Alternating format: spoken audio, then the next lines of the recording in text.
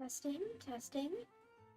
Okay, let me turn up my volume a little bit, because I'm gonna be very quiet today.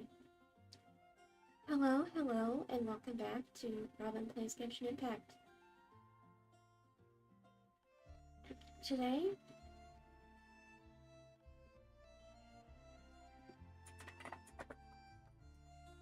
I am going to be finishing up Durin's story quest, hopefully. I won't be talking as much because I had surgery today, and the breathing tube kind of hurt my throat a bit. So you are getting Robin ASMR.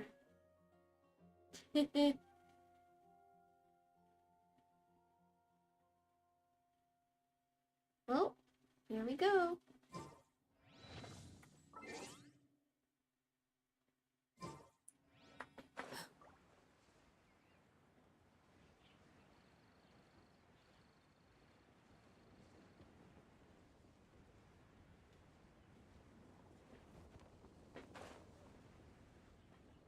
I should double check that guide, because I'm told this story has consequences.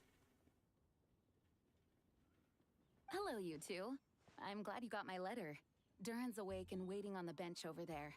I'm here if you need help. Just give me a shout. Don't worry about us. We'll be fine.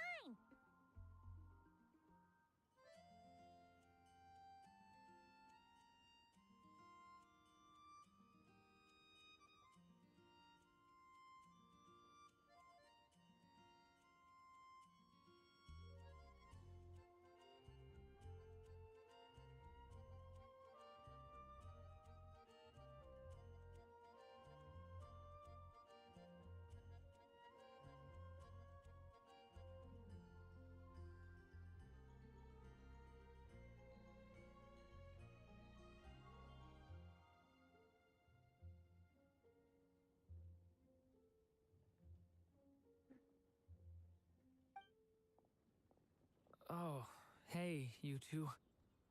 I just remembered what happened right before I passed out. Thanks for holding me back. I shudder to think what might have happened if you hadn't. Don't worry about that for now. Are you alright? I'm fine now. It's just... a lot of people seem to have forgotten me. Don't worry. We'll figure out a way to fix this. Why don't you start by telling us what happened? It felt so strange.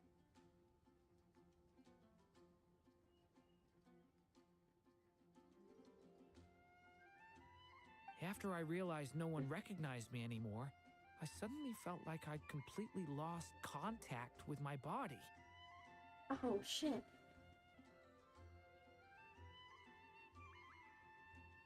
Abyssal power lies sealed within this body I inhabit. So when I lost my connection to it, I lost control of that power too. Oh, fuck. It wasn't until I heard everyone calling my name that I was able to reconnect with my body. You lost contact with your body? Does that mean there's something wrong with it? Sounds like we need Albedo more than ever. Yeah. I don't think the problem lies in Albedo's alchemy.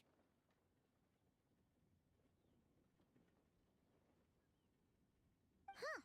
But then, why are people forgetting you? Guess that's what we need to figure out. Yes. I think it's got something to do with that book. That means we need Alice for sure. But it's been ages and she still hasn't been in contact. Oh, dear.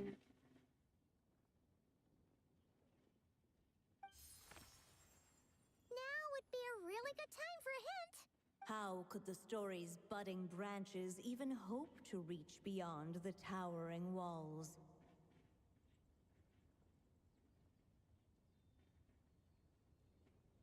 Leaving the castle, the witch went off in search of the tallest, grandest tree in the whole world.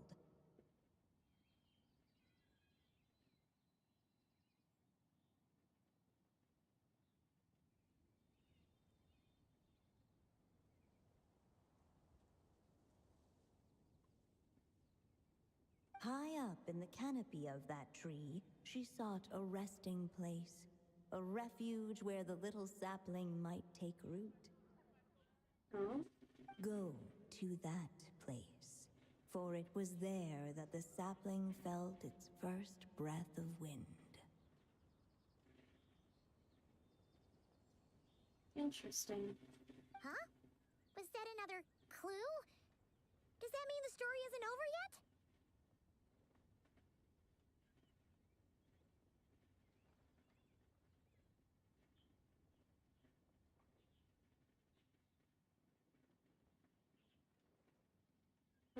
Leaving the castle.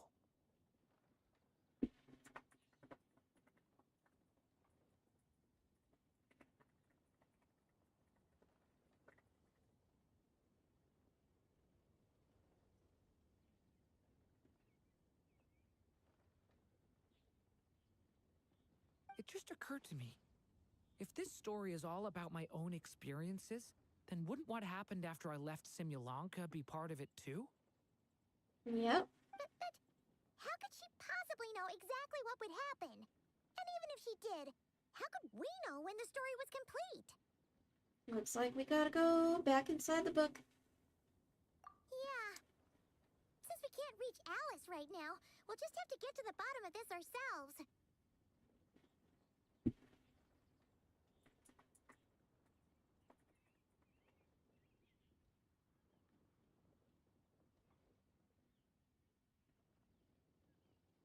Hmm.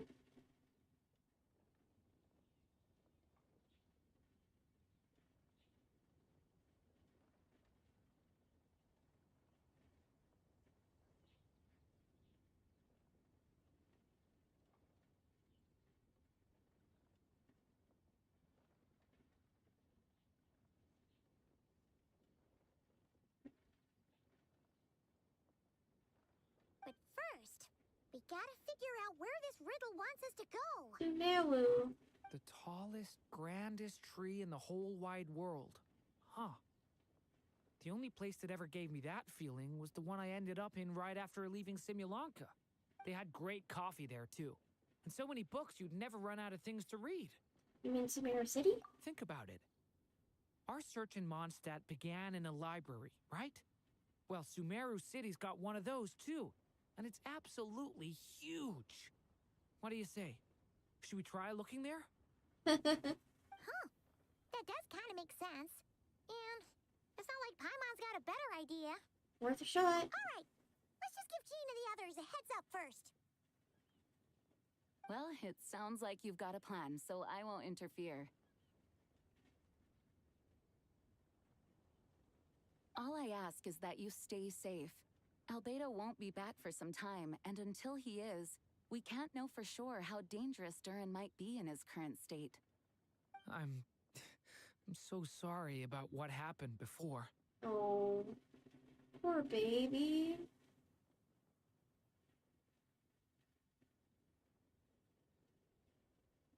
Believe me, I'm not blaming you, and neither is anyone else here. I If don't know, anything, it's though. the opposite. We're all just worried about you. Worried? About me? Yeah, duh. Come with me. I want to show you something. Oh?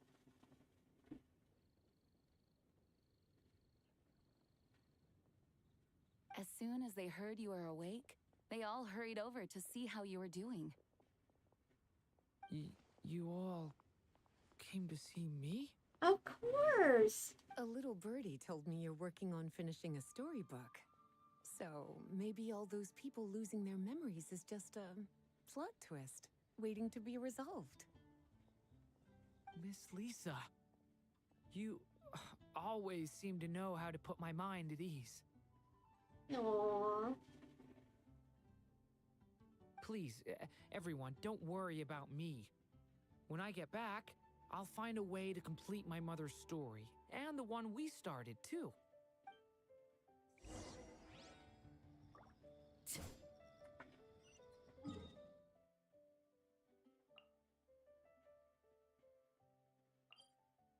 To Sumeru. Oh wait, wrong waypoint.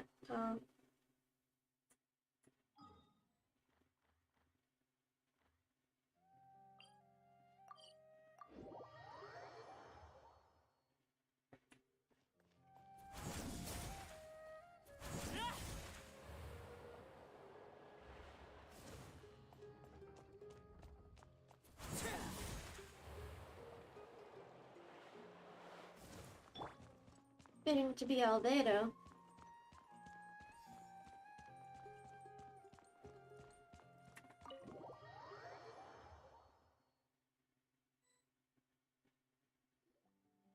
Whew. After the library hunt in Mondstadt, it's not as if Paimon was expecting this to be easy. But this... Yeah... This is something else. Yep. Where do we even begin? Even the clue this time seemed kind of cryptic. Let's just take a look around. Yeah. Guess the best we can do is stay on the lookout for more weird things going on.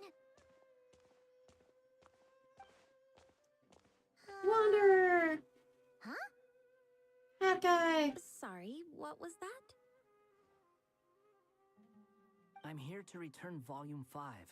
According to the catalog, Volume 5 of this series is not available for loan. I can't accept the return of a book that was never checked out in the first place. Let me put it this way. My copy is complete. Yours, on the other hand, is missing large amounts of content. So you should swap it for mine instead. Sir, you have to understand. Managing a library is a serious business, and we have protocols in place for this kind of thing. I can't just replace an important volume in our collection based on nothing more than your word.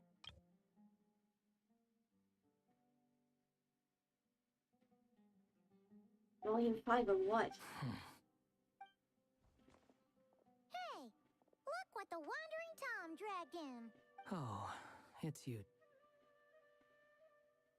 I had a sneaking suspicion we'd see you here. And, what is it you're doing here? Paimon! I'm a traveling scholar, as you know. Isn't a library the most natural place for me to be? Well, the last time we saw you was all the way in Notcry. Paimon just didn't expect to suddenly see you in Sumeru, that's all. There were some things I needed to come back and take care of. Some documents had gone missing, so I tracked them down, restored them to their original condition. And now, I'm here to return them.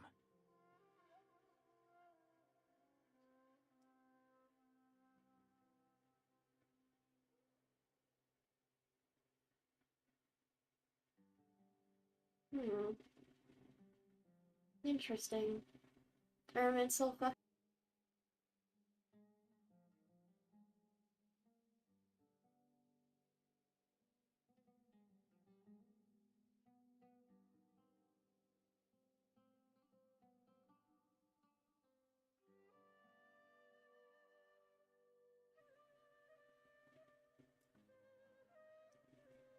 And considering what I'm planning to do next, it feels like a weight off my shoulders. What's going on with you, huh? You look like a kicked puppy. Aww. Hat guy. Ah, at least you haven't forgotten about me. What's that supposed to mean? Ermin Soulfuckery!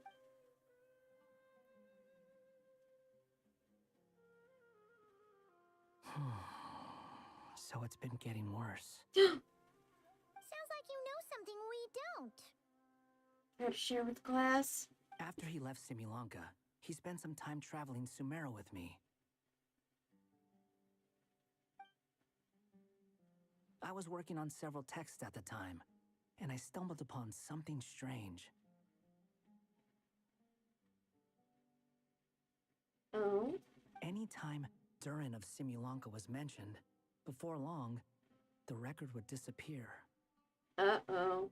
Which means all the remaining records on Durin are about the evil dragon that fell on Dragonspine. How did you even discover that? If I remember correctly, Hat Guy loved the time he spent in Simulanka so much that he started writing a travel log. That's besides the point.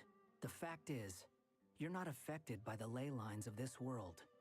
I'm sure you can grasp the implications of what that means. Ermin Soul. His case is different from mine.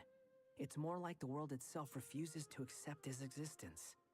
It started with a few written records, but now, it sounds like it's spread to people who never met him or didn't know him well. At this rate, the whole world might forget him altogether. No! The whole world? But that includes all my friends in Mondstadt, and even Hat Guy, too. So that's what you've been worried about all this time? Why didn't you just tell me? There are more important questions right now. Like figuring out how to fix this. Yeah, we've been trying to for a while now. We just haven't got to the bottom of it yet. That mage clearly cared a lot about her child. She left that book behind for a reason. If you want answers, isn't that the place to find them? You think that didn't occur to us already? Problem is, we need to find the memory that unlocks the next chapter first. Mind if I take a look? You're offering to help us? Of course, don't question it. I just want to know what secrets this book is hiding. Besides, I've run into a bit of red tape, so I've got time. Of course. Be my guest. So, the memory we've been looking for was about you all along? I mean, Wonder is his best friend.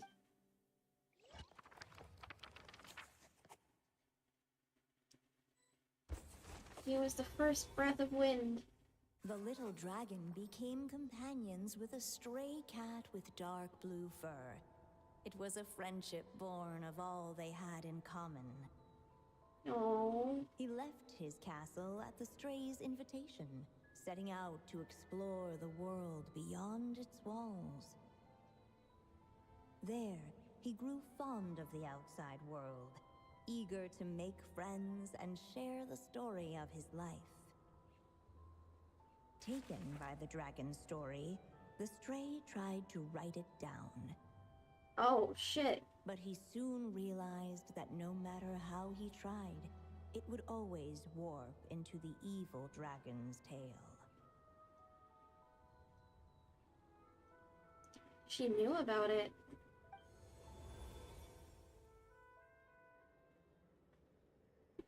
So, this is the world where this chapter takes place? Looks like we're at the top of some kind of gigantic tree. The story just now. This one must be about what happened to me when I first arrived in Tavat.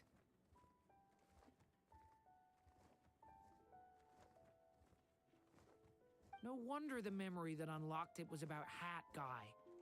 Most of my memories from that period were. Yep.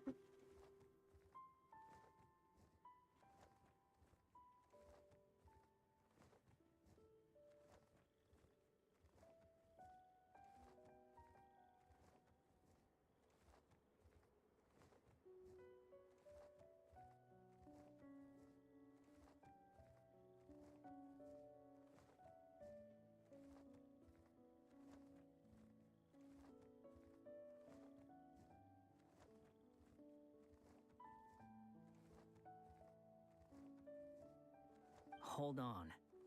Anyone want to explain how I ended up looking like this? Oh my god, that startled face. Maybe you've become a character in the story too. The way you appear here is basically how Durin sees you. You see me as a stray cat? A wandering Tom, to be exact. You should count yourself lucky. Of all Durin's friends, your character is by far the most memorable.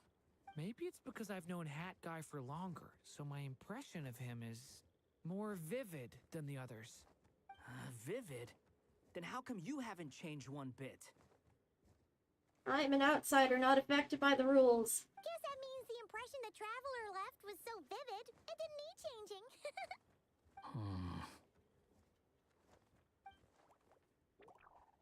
Hello, everyone!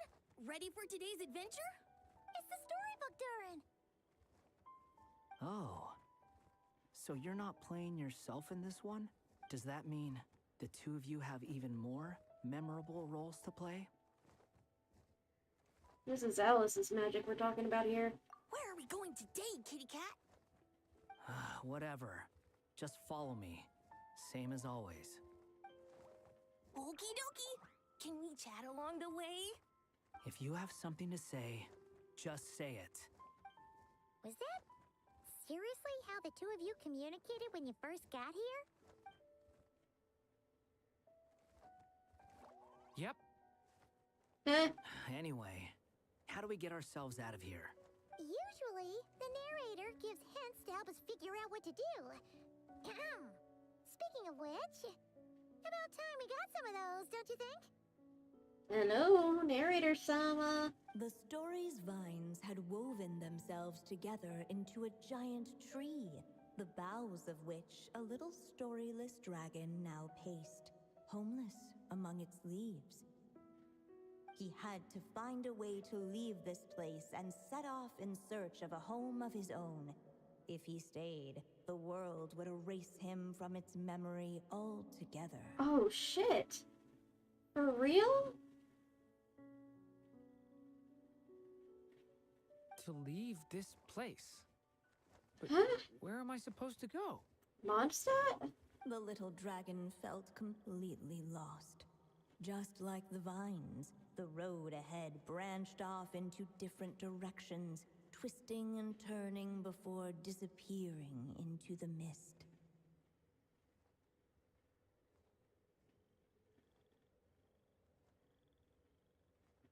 But as luck would have it, a prophetess waited up ahead.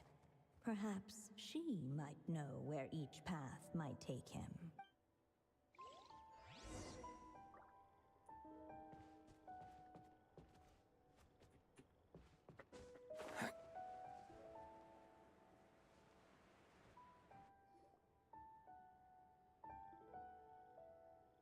Oh, you must be the little lost dragon. It's true. My friends and I are lost. This meeting was no accident.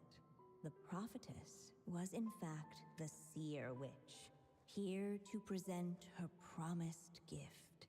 The seer witch. Oh yeah, that's Mona's teacher, right? The old hag? Maybe don't color that to her face. Even if it's just a storybook. Insolent child. I am the seer witch, your prophetess, not some old hag. Sorry. Now, little lost dragon, I have come to bestow the gift I once promised. A prophecy. A prophecy? Hear me now, for my prophecy is this. One day, the dragon from beyond the castle shall be reborn, and none may avert its coming. The wind took the prophecy and swept it off into the distance. And so, the little dragon was shown a path to wander. Path shown by the wind. Could that be referring to what happened back in Mondstadt? As far as I remember, once that alchemist from Mondstadt learned about the prophecy, he chose to stand with you against the evil dragon. So, what does any of this have to do with you being forgotten? Oh, that's easy. Oh, wise witch of prophecy. Could we trouble you with another question?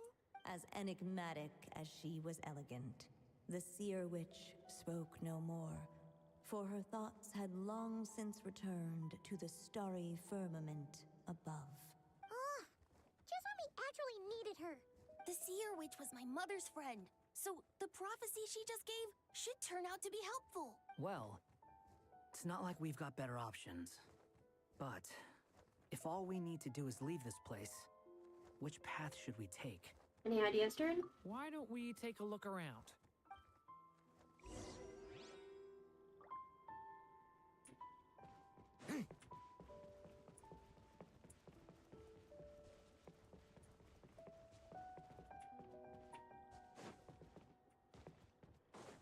Me.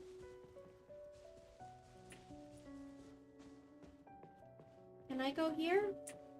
No.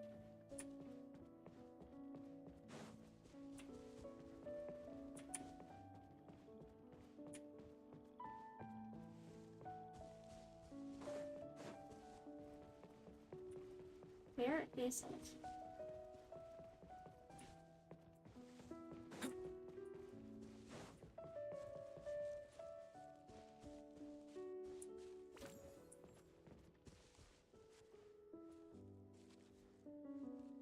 Unless the little dragon kept moving, eventually he would be forgotten.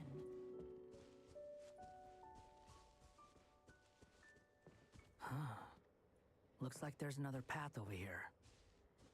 The secrets he sought led the stray to discover another path forward, though it was overgrown with bristling thorns.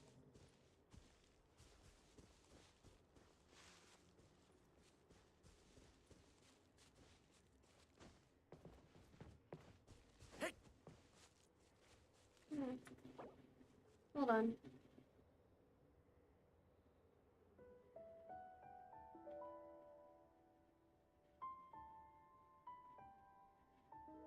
Where's the hidden good ending?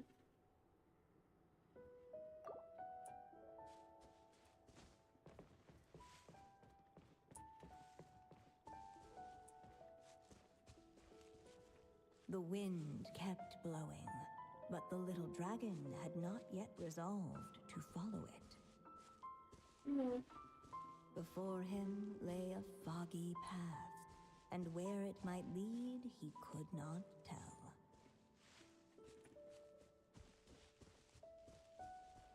Where?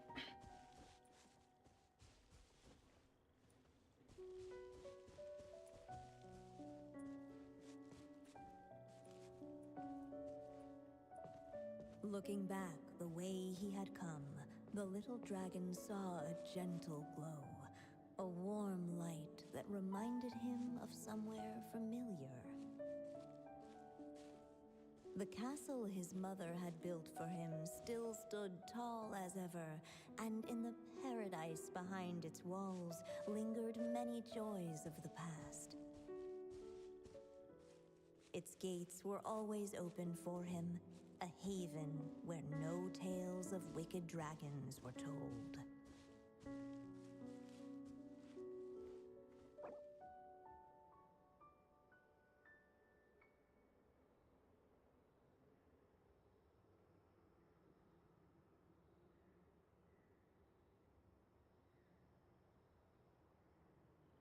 Where is the boat? Near the path that the wind leads to.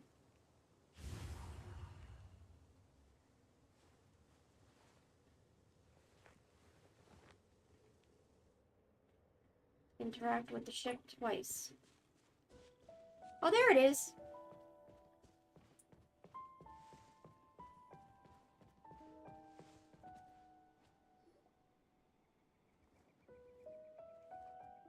If we go this way, we'll be heading back to Mondstadt, just like we planned. Out of all the options so far, this seems like the safest, right?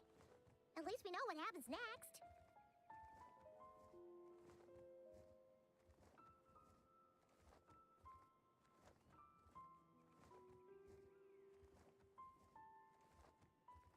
He helps stop the evil dragon from returning, gets a new body, makes a whole bunch of friends, who all just forget about him.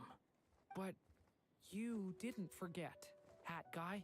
I'm just saying, choosing this path wouldn't solve the main problem. You'd still end up being forgotten. Huh. Maybe the future chapters hold the answers. I'm not against choosing this path. I just wonder what secrets it might be hiding. Huh? That little face! Let me think about it.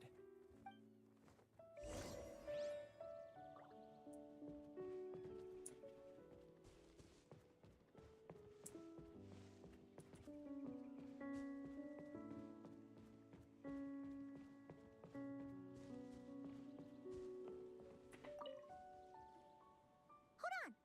That looks familiar! Wait, isn't that the Durin? Yep, that's the Durin, all right. But what's it doing here? Beside the story's branches, there appeared an origami boat from another tale. Judging from the narrator's reaction, it probably wasn't meant to be part of this chapter.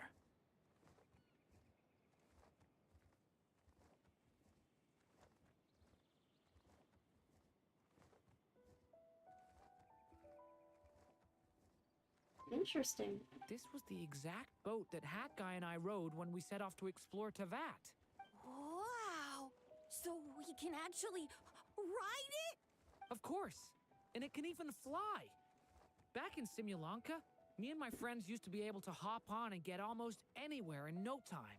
Whenever I'm lost in Teyvat, I can't help thinking about it.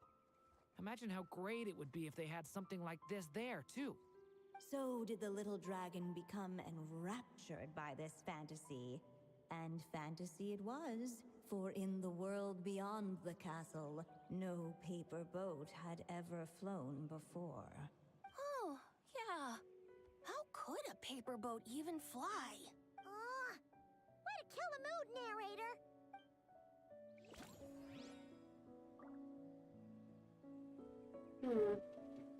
In the world beyond the castle, no paper boat had ever flown before.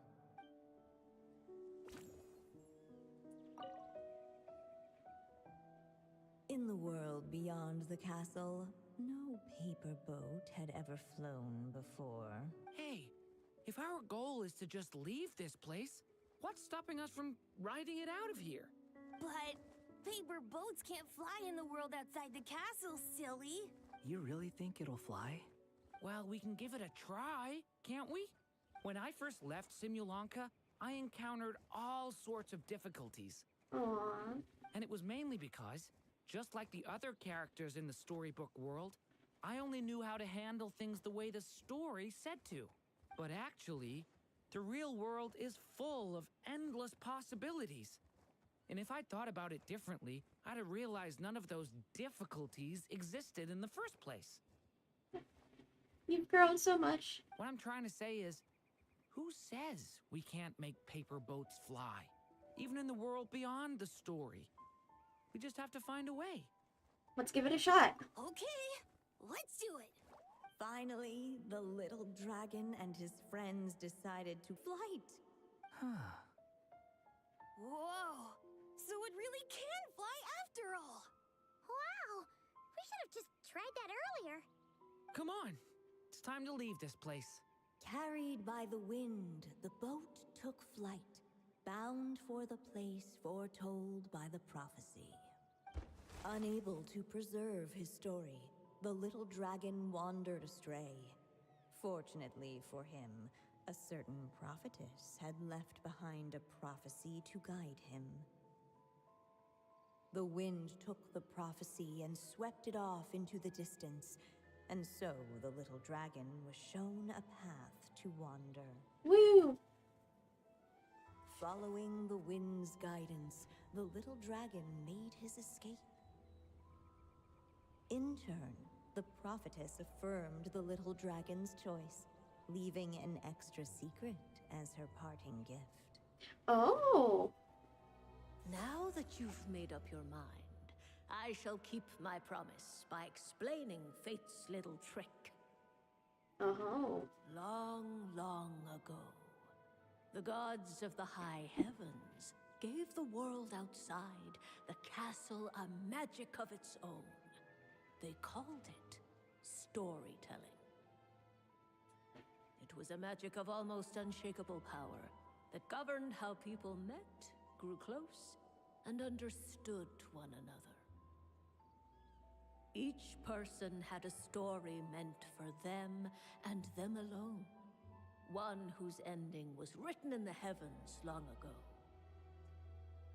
Yep. In truth, your story and the evil dragons are simply two versions of the same tale, and that is something the magic of storytelling cannot abide. Beyond the castle's walls, your story cannot take root, for the evil dragon's tale has done so already.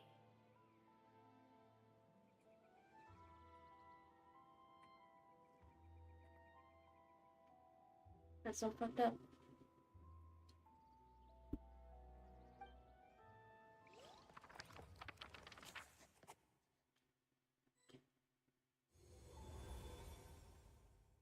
So, that was the secret?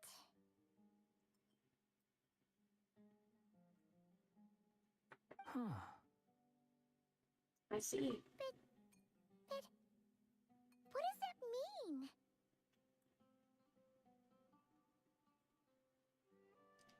That part's easy. The fate of every person in Tibet is encoded into the stars like a computer program. And thus, since our Durin is a foreign element that is not acting as it's supposed to, it will try and get rid of him. You still don't get it?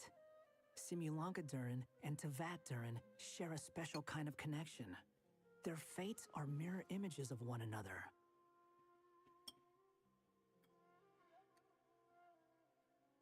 While they were in two separate worlds, there may have been some mutual influence, but their fates were independent.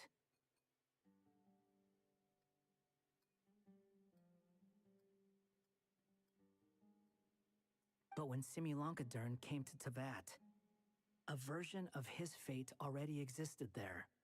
So, how can two fates exist at the same time?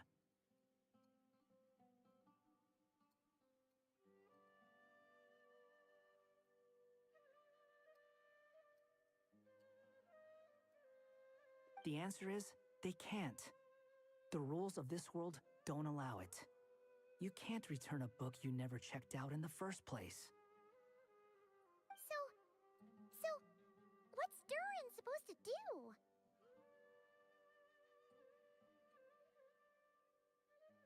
That part is simple in theory. Either overwrite the rules or find a workaround.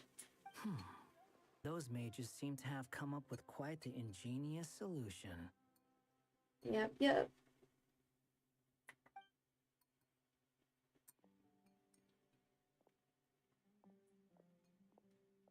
I'm here to make a return. As I said, there's no record of Volume 5 of this series ever being checked out. Then just think of this as Volume 6. Based on what I know, the author was planning on publishing another volume anyway. The catalog does have a slot reserved for Volume 6. So, this is it? Sure, let's go with that. All you need to know is, I'll be the one writing this series from now on. You... What are you up to this time? Remember the red tape I mentioned before? Well, I just took care of it. Now, I guess you'll be off to see your alchemist friend? It should be pretty obvious by now. He has the answers you're looking for. Well, we do have a whole bunch of things to confirm with Albedo, that's for sure. But didn't Jean say he'd be gone for quite a while? I'll join you. Just let me know when it's time to go. Hat guy? Don't sound so surprised. I'm part of this story too, aren't I? I'm just playing my role. Aww. Well, yeah. But it's not that. I just feel like you want to help, but something's holding you back.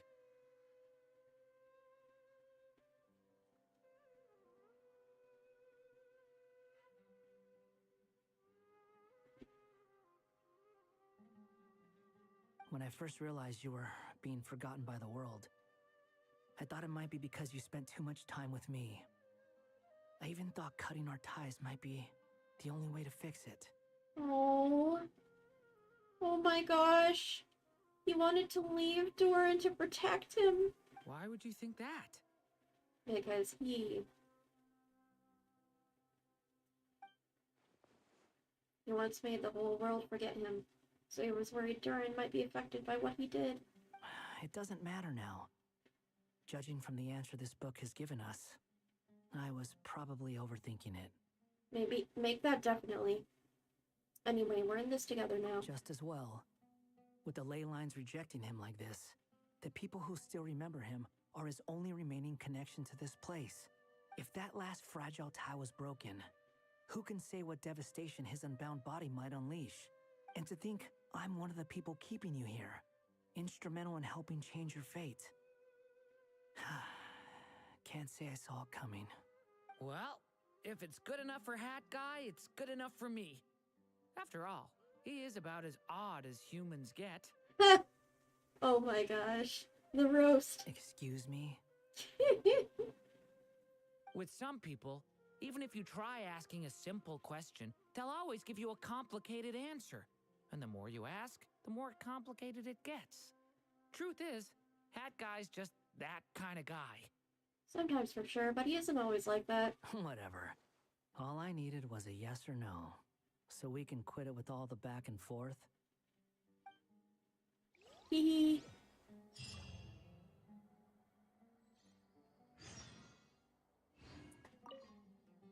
If you feel like stepping back into the story, just come find me.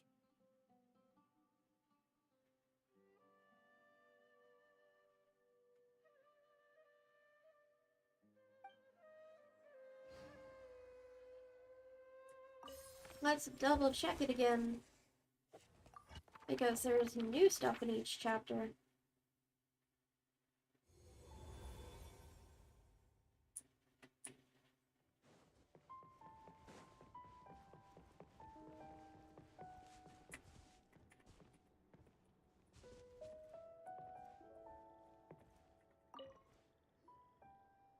it's Mona's the Seer Witch. How come she's still here? Who goes there? Can you not see? I am busy stargazing. Looks like she's back with us. Hey, since we've got the chance, why don't we ask her to read our fortunes too? After all, according to the book, her prophecies are meant to be super accurate. She won't be able to tell my fortune. She reads the stars, and I'm not encoded into the fate of Tevat. The only thing is, Paimon's not sure how we're gonna convince her to do that. By paying her, maybe? How dare you? You take my fortune telling for some kind of street performance? Sorry. Paimon's just curious how accurate it is. Very well then. I'll show you what my wisdom can do. Come forth, Silver Sprite. Let me see what fate has in store for you. Ooh. You truly wish to know your own fate. Oh no. Come on, enough with the suspense already. Is it good or bad? Oh.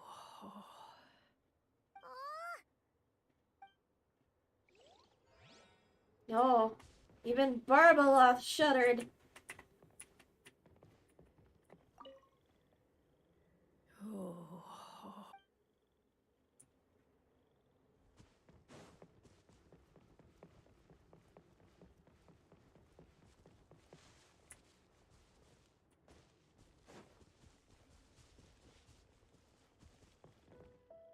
This road is so spooky.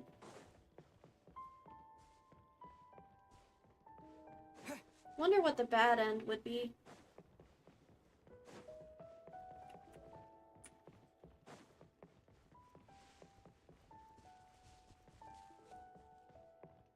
Gnarled, twisted, thorny branches and crows in flight.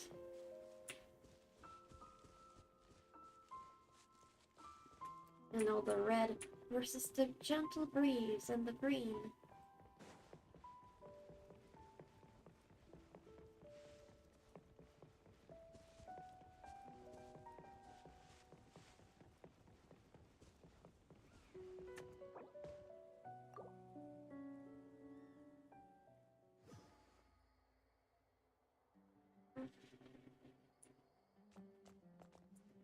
Okay. We only have to wait like 5 minutes.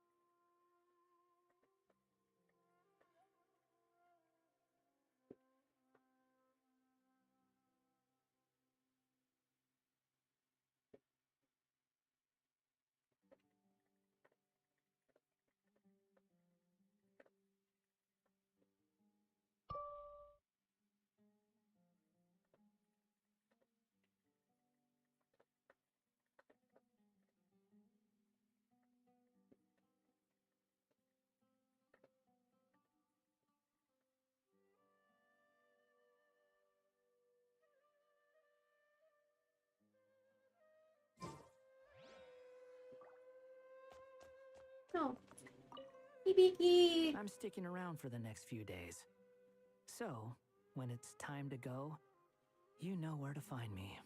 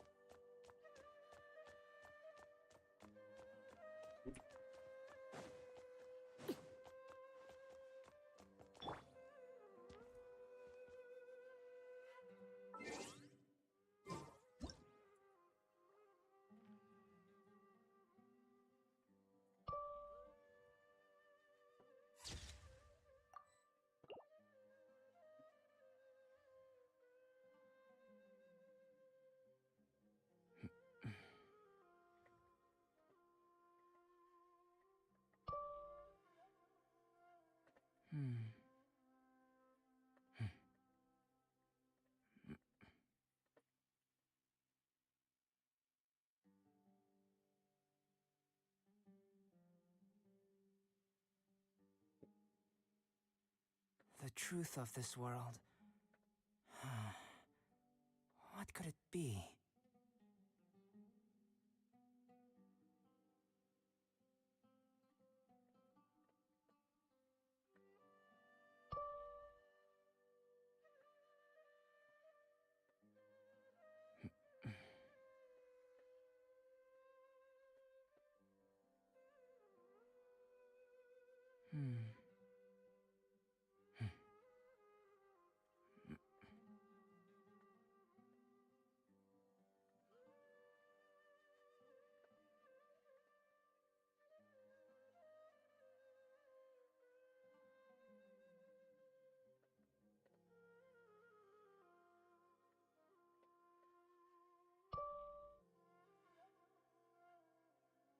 Going out into the world and investigating, turning the unknown into the known.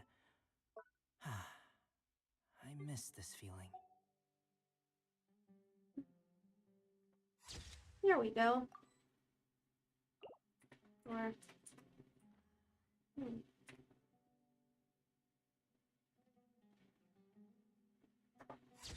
Hehe. Or, oh, I didn't get his... There we go. His eye.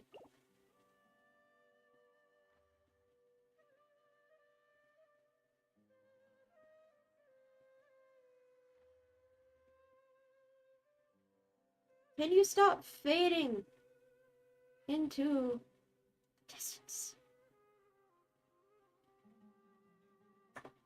There we... Oh, that is some nice framing.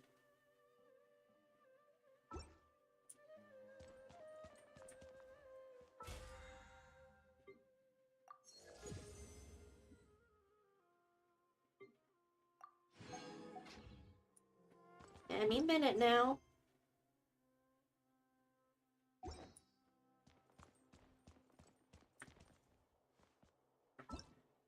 Or is it?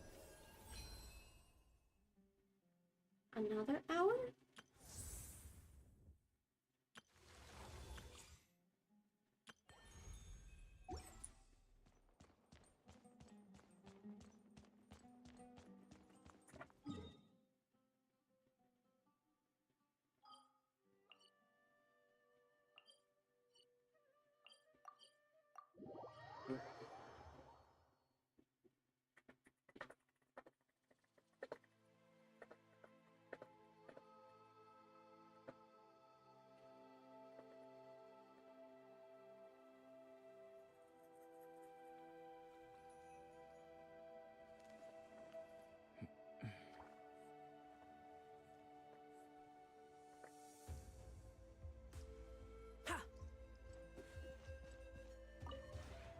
This realm is...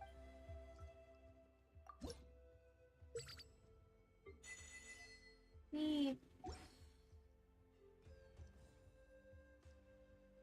If you ever have it...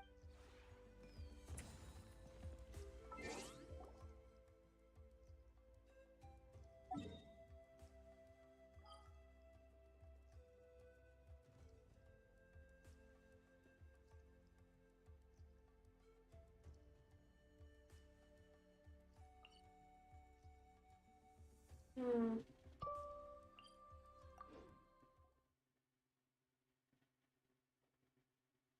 Oh. A new update.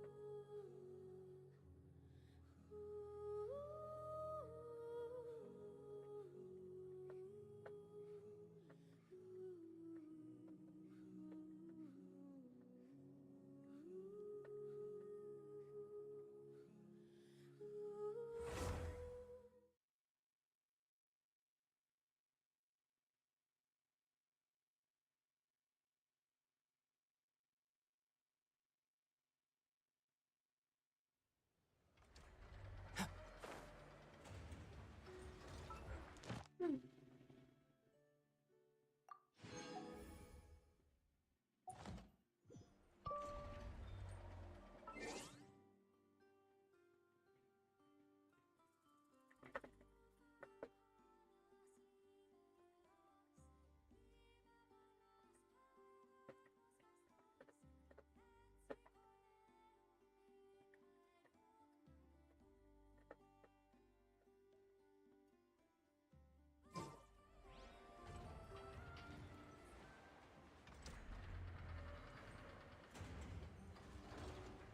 Oh. Hiya, Nefa.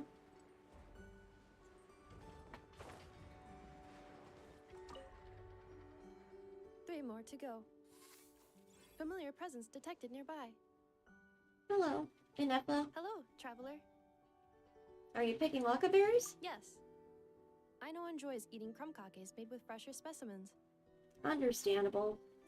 Sometimes the texture is just off if it's not fresh. The ones at the marketplace today fell below her standards, and that is why I am presently here, carrying out orders to procure them. Are you alright? Yes, I am. How about you? I'm good, but one moment. Thank you for your concern. A few days ago, Aino adjusted my humor module, returning it to its original output.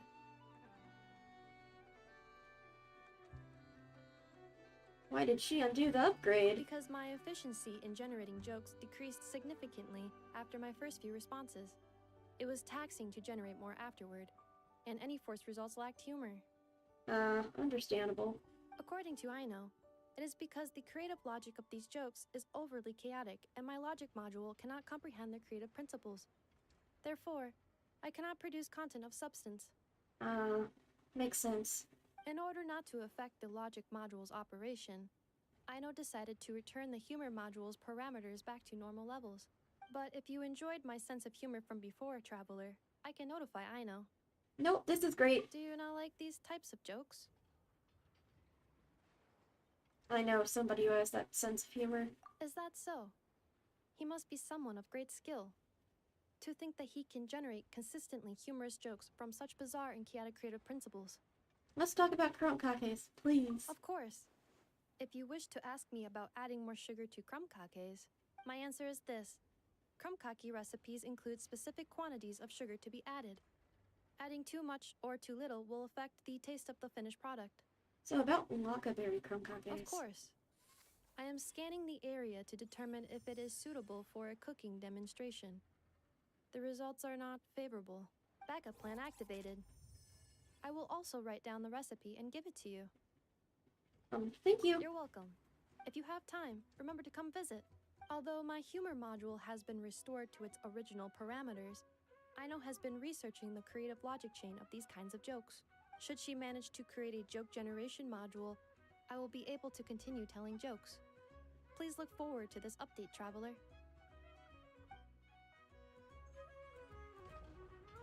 Oh, heck yeah, new recipe.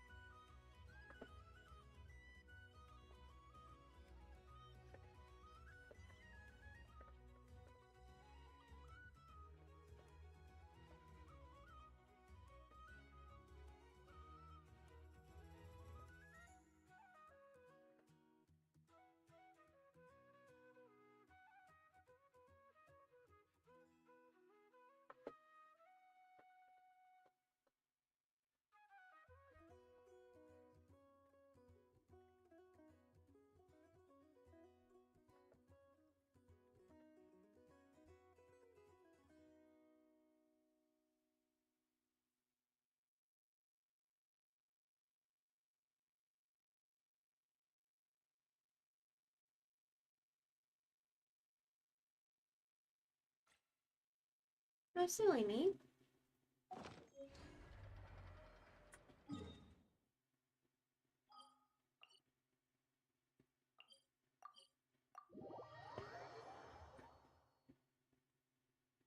I should put in those spin crystals.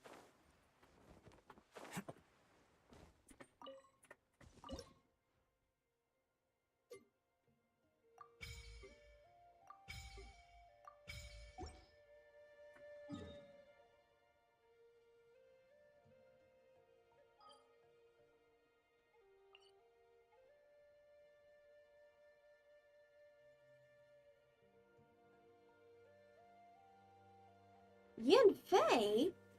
What are you doing over here?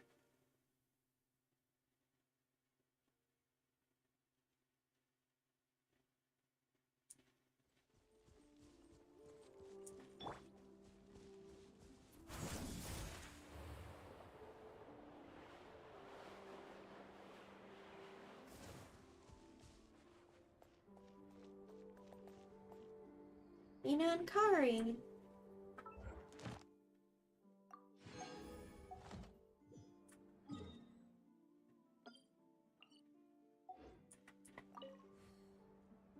Miss, are those antlers on your head? Yep. Wow, they look just like deer antlers. I bet they are. Just like us Frost Moon Scions. Yeah, Our Lady Moonchanter, Miss Lauma, also has a pair of really pretty antlers. I don't fully understand what's going on, but I'm quite sure my horns and hers aren't the same thing. I know! Miss Lauma's horns go up and yours go down. Wow! Are you also a Moonchanter, Miss? Aww. Innocent little kiddos. Moonchanter? Well, I don't think I am. Moonchanter? That's a foreign term to me. I think Granny once mentioned an Adeptus who is related to the moon, but I don't think they were a Moonchanter, were they? Oh, no, wait! Granny told me not to tell outsiders about Adepti. So, what should I say to these kids? But your horns are just as pretty as hers. Miss, can you talk to animals like Miss Lauma can? Oh, hey! My savior's here!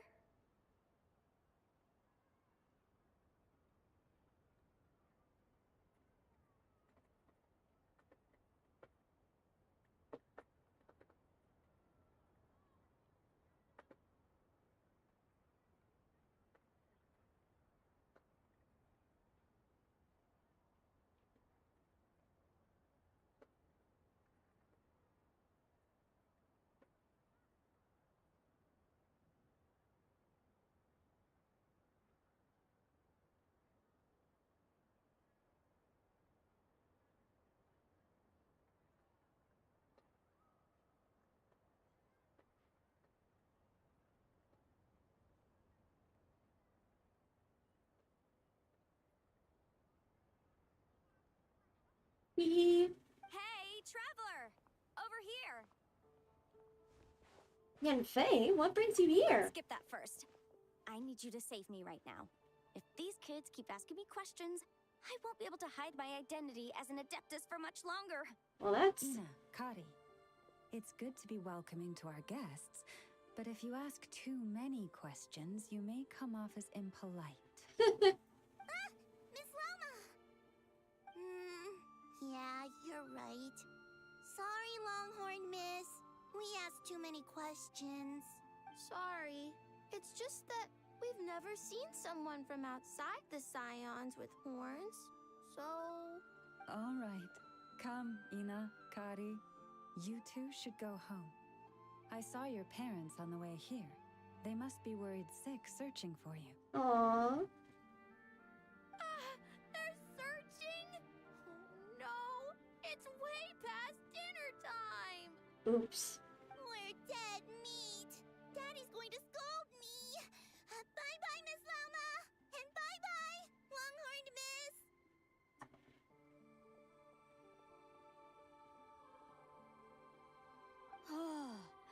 Thanks for your help, Lauma.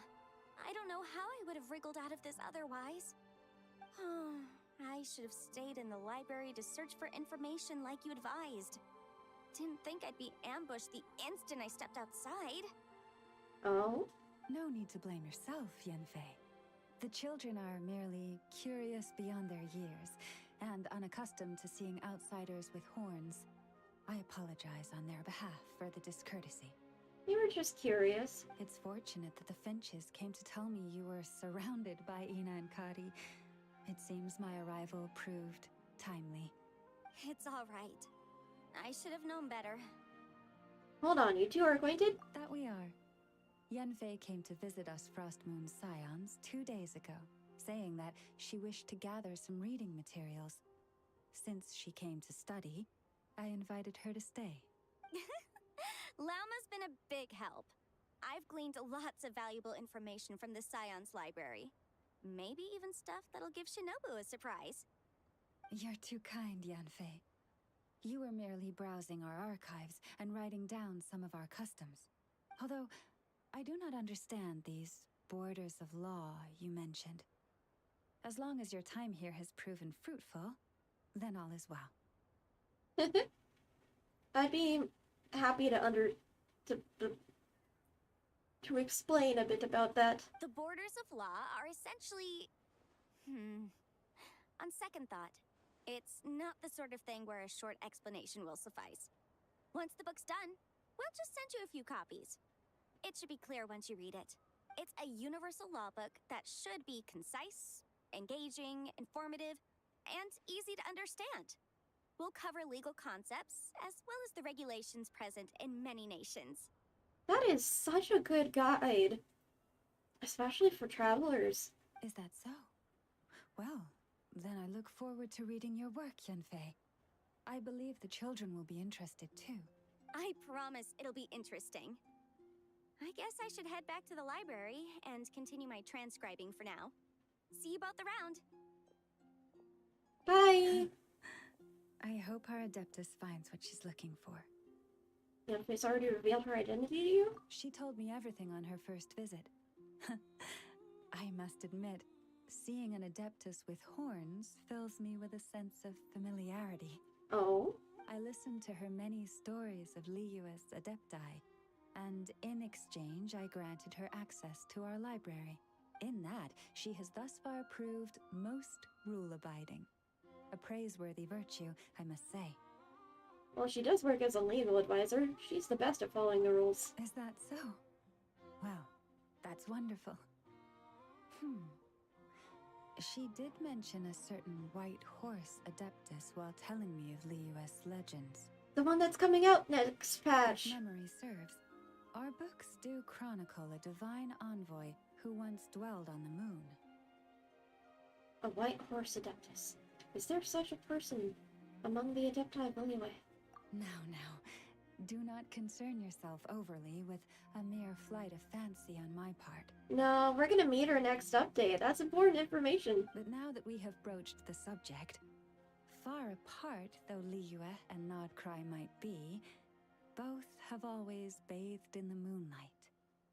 Yep, Liyue is Moon City, and Mondstadt is also Moon City. I pray that the people of Liyue may also be blessed by the moon, and lead lives of peace and prosperity. The question is, which moon? I am really curious about that.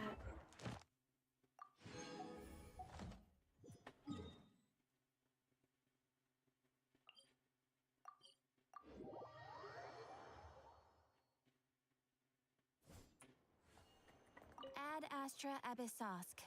Welcome to the Adventurers Guild.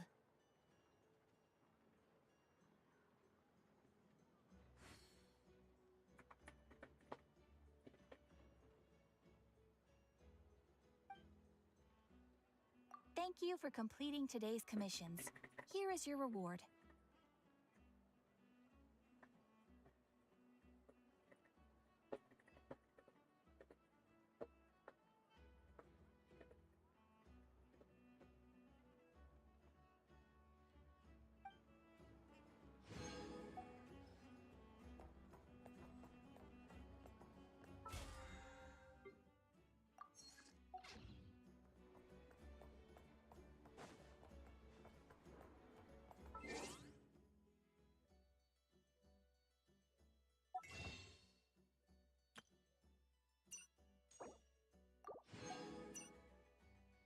I'm not getting Prima Gems fast enough.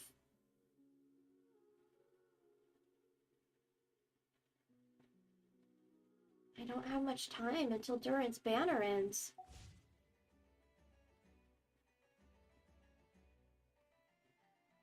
And I mean, yeah, I could get Columbina, but I really, really, really want Durin. I'd love to get both, if I can manage it.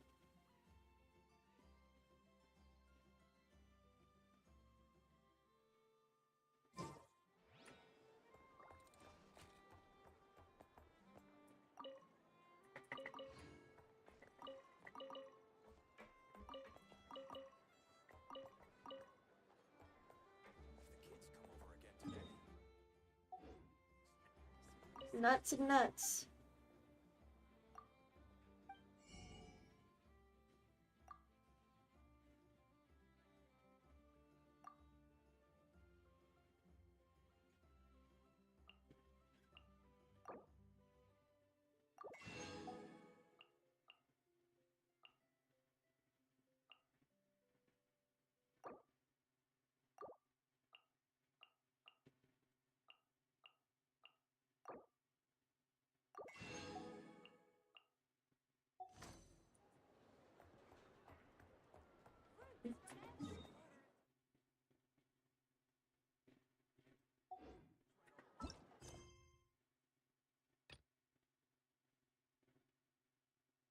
Oh!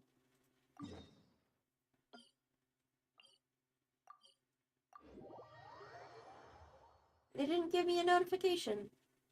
So this is the other Durin, huh? Yep. If this had been the dragon that ended up being revived in Mondstadt, there's no telling what kind of calamity that people would have had to endure. So, if you think about it like that, Durin's actually a hero.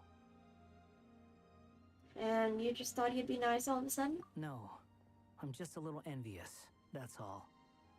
Not everyone gets a chance to be a hero. Oh. Poor Wanderer. Actually, most of the credit belongs to Albedo. Then again, barely anyone even remembers you at this point. So I guess there's not much left to envy. Wanderer. Ah, so you three still remember Durin. Looks like the memory loss hasn't spread to close friends. Yet. Thank goodness for that, at least. I guess that means my memory of you must still be complete as well. Albedo. You're finally here! Oh, boy, do we have a whole pile of questions for you! Yeah. Oh, you're here too. Yep. I think I've pieced together some of what happened to him. But what's your take on things?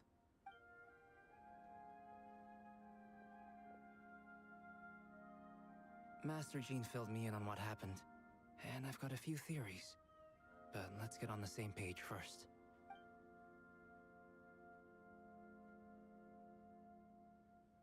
Well, physically, he's doing fine.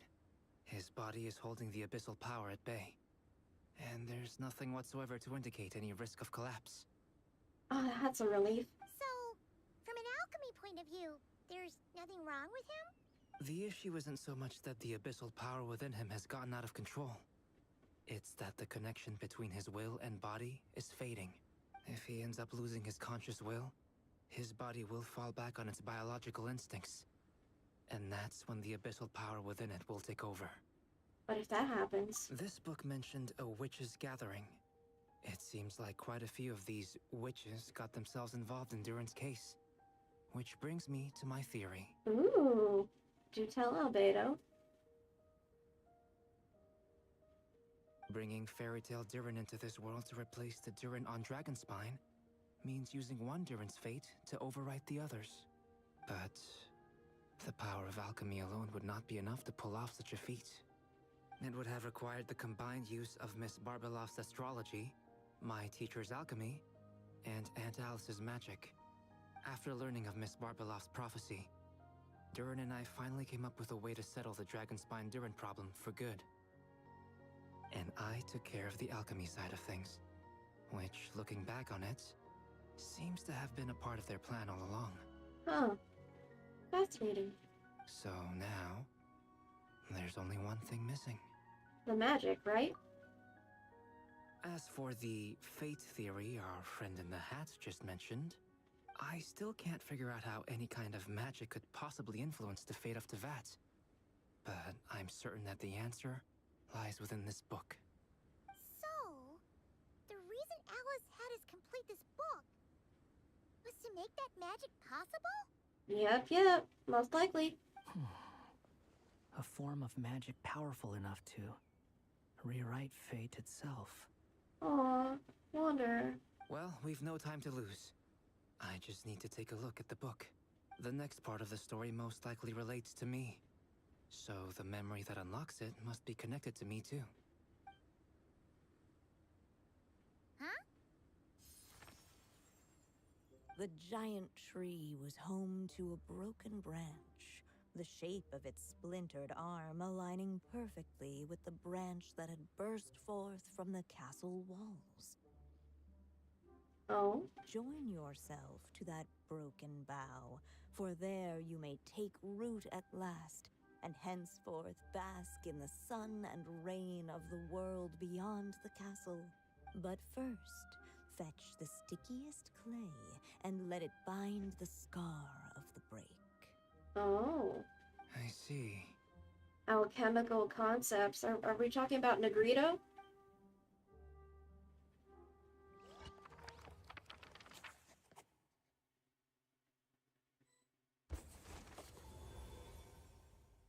Guided by the breeze, the little dragon arrived at an alchemist's workshop.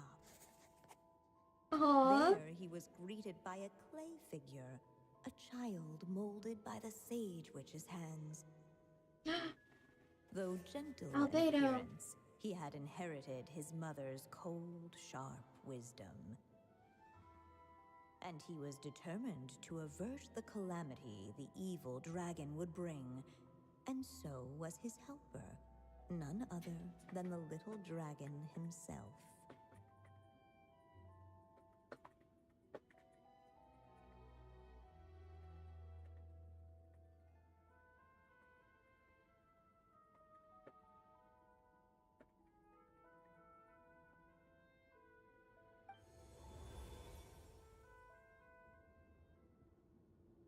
What is this place? It looks like it's modeled after an alchemist's workshop. Or rather, a cliched stereotype of one. Albedo? Oh my god, is he... Why do I look like this? He's the little... from the simulon... Oh, that's...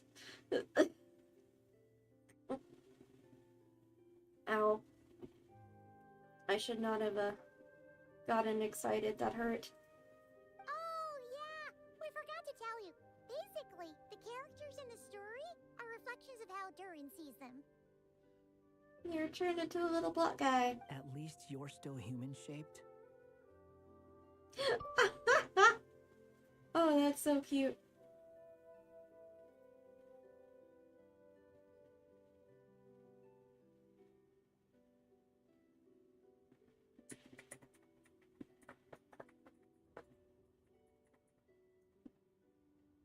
Well, since Cat Guy has taken on a different appearance too, that must mean the two of us are both characters in the story.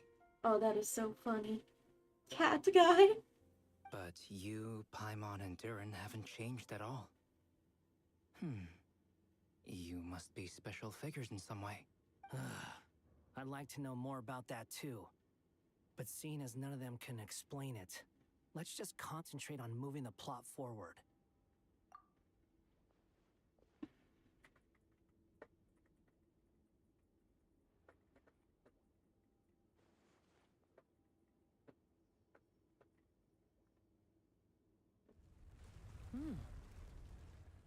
Is that a hidden path? And just like that, the group stumbled upon a hidden passageway. Intricately crafted, it seemed to lead them towards another exciting chapter of the tale. Come on! What are we waiting for? Next chapter, here we come! Ouch! But this was a chapter that had not yet been written. Ahead of them was a storyless void, and they could go no further.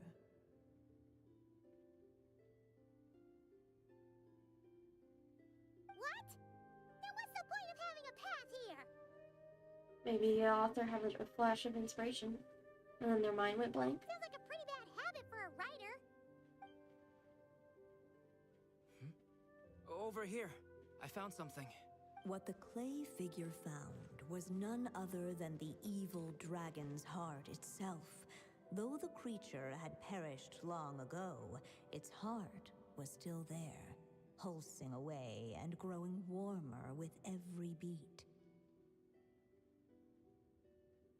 And the clay alchemist knew what it meant.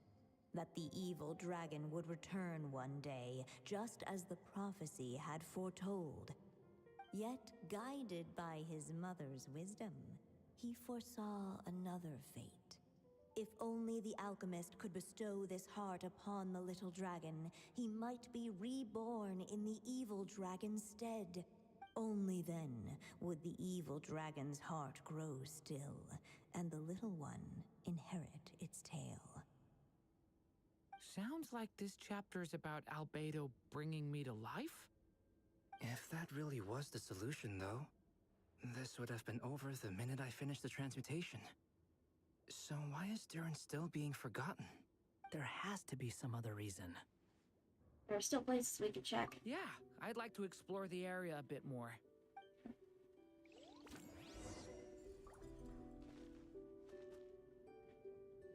Unless the little dragon kept moving, eventually he would be forgotten. Uh-huh. Hi, little buddy. There you are. Oh, hello there. Hey! It's Mini Durin again! What are you doing holed up in here? I was worried I'd scare everyone off, so I've been hiding out here all this time. Just like before. You must be really nervous, huh? I guess I am a little nervous, but I'm also excited. I'm gonna get to stop the evil dragon and even become a human. It's all thanks to that clay man. He's the one who talked me into it. Chalk man, but yeah. And once I'm a human, I'll be able to make loads of friends and do tons of important things.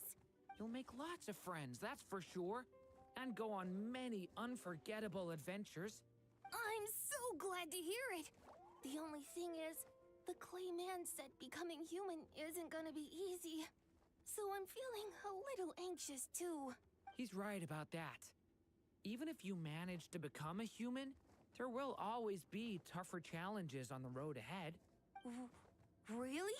But even so, Your friends will be there to help you. Yeah. Oh? Then I'm not afraid. Funny, isn't it? After talking to you, I'm not afraid anymore either. So, are you ready now? Yep, I'm ready to become a human. Yay! What the clay figure found was none other than the evil dragon's heart itself. Though the creature had perished long ago, its heart was still there, pulsing away and growing warmer with every beat. And the clay alchemist knew what it meant. That the evil dragon would return one day, just as the prophecy had foretold. Yet, guided by his mother's wisdom, he foresaw another fate. If only the alchemist could bestow this heart upon the little dragon, he might be reborn in the evil dragon's stead. Only then would the evil dragon's heart grow still, and the little one inherit its tale. At last, the little dragon accepted the evil dragon's heart, and a new life came into being. The evil dragon's heart beat in his chest, and the little dragon's soul guided him forward. Thus did the prophecy hold true, even as fate had been rewritten. And so was the little dragon born anew. Oh.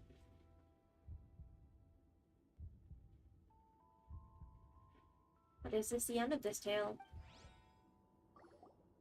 Finally! A happy ending! That must be the last step, right? Woohoo! We completed the story! But then why are we still here? Born anew, the little dragon set off once more, his story far from over. Huh? So, that wasn't the end? What comes next might be the most crucial part of all. The real last step. Living his life and learning. If fate really is as devious as they say, then I say, show us what you've got. Ha! Oh, his little smirk. Adorable. Wow! You're all so serious all of a sudden. Oh, shit.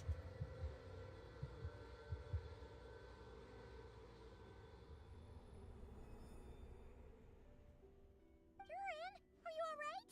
The evil dragon's heart was now one with the little dragon, yet the dark power within it still lingered.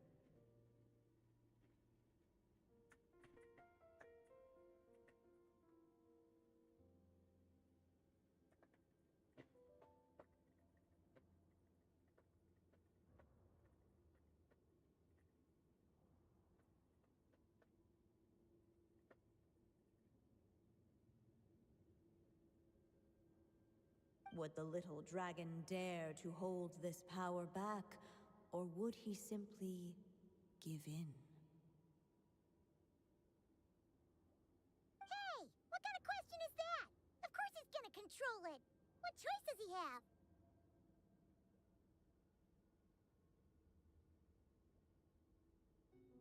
Time is running out.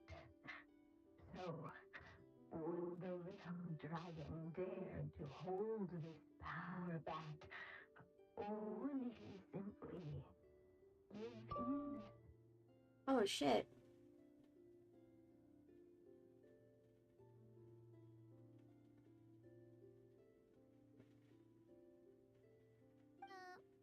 What's up with the narrator? Losing connection.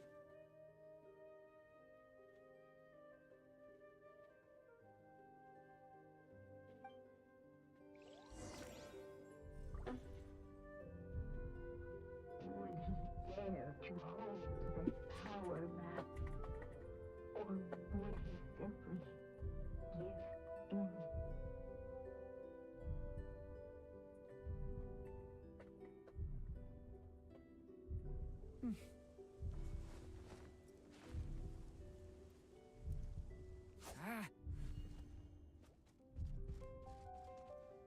Oh shit, it's timed. Would he dare to hope? The little dragon and his companions. Blank. Blank again. Huh? What's going on? Are we running out of ink? Once the ink runs out, is that the end of the story? I had a feeling this would happen. Oh no. What's happening to the others? Now that the story's ink was spent, all that lay ahead were blank pages. Did I? Alice! Alice! Help! Hello, children. If you're hearing this recording, it's because you've reached a certain ending. You may have noticed that little Durin's experiences have been written into the pages of this book. Well, you should know that in the same way, its ending will also be written onto him. So be careful, because triggering a bad ending could be somewhat problematic. Let me guess, you're upset that I didn't warn you earlier? Don't worry though, I've thought it all through. I built a very special feature into this book, just for you, the witnesses of this tale. So, go ahead, see if you can turn back the pages. If you're not happy with the ending you've reached, just flip back a few pages and let the tale unfold once more. Alice. Pretty incredible, huh? That's the power of magic.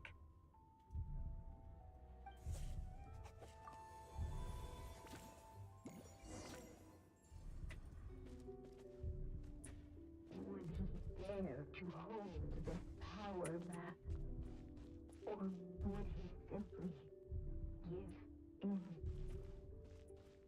What the fuck do I do?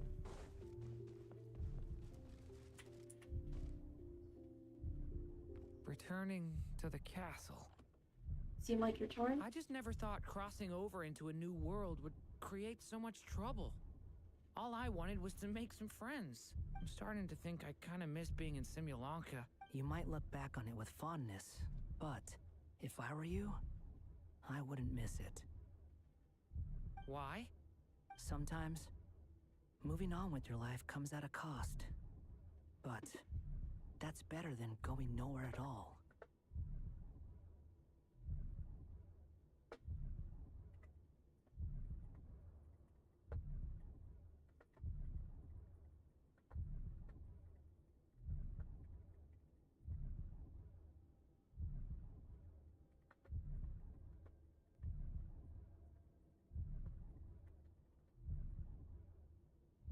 You don't have to worry, Durin. No matter what problem you face, there will always be a solution. Okay.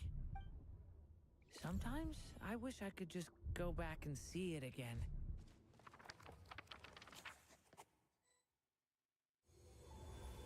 No. As the little dragon slipped back inside the castle's walls, the clamor of the outside world fell away.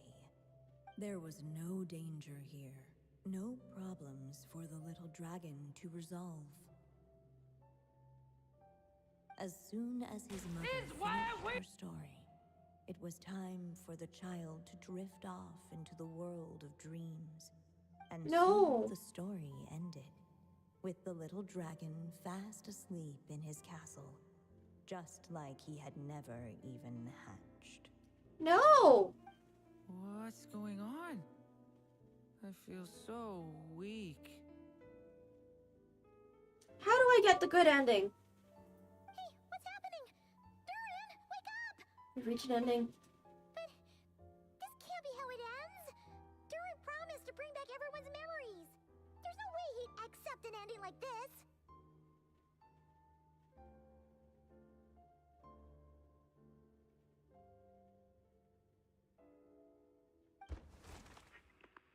Oh, Alice, help us rewind again.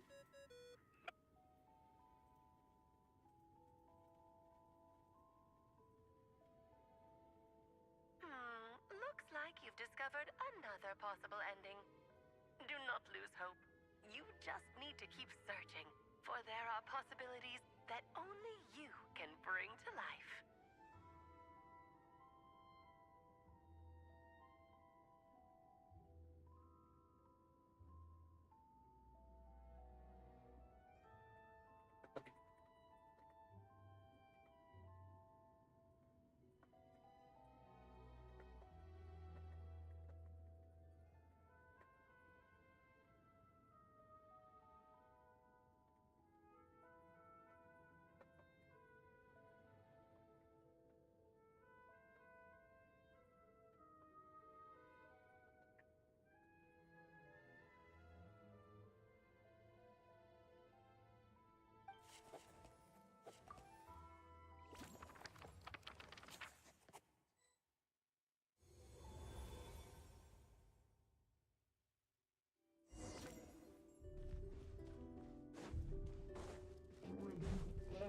Ahead of them was a storyless void, and they could go no further. Not enough ink? Seriously? Guess we need to turn to our other options. Shit.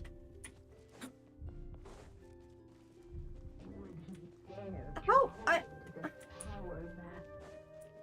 Or would he simply give in? How do I...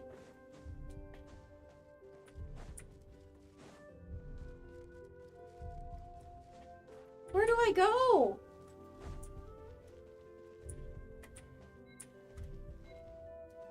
Fuck. Did I get stuck in a bad ending? Would he dare to hold this power map? Or would he simply give in?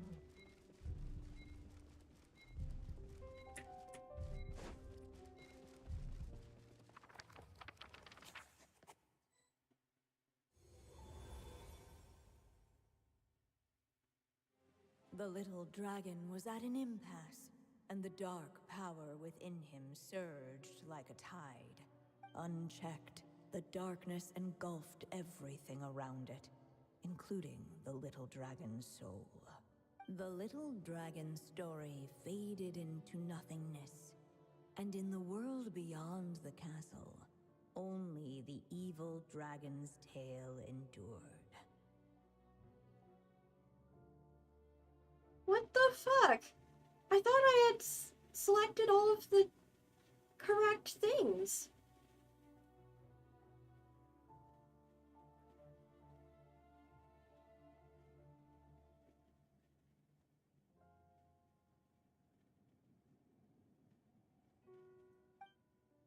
Is this me? And so the story ended, with the little dragon fading from sight, leaving nothing but the evil dragon's shadow in his place. Oh no! That means Durin! What do we do now?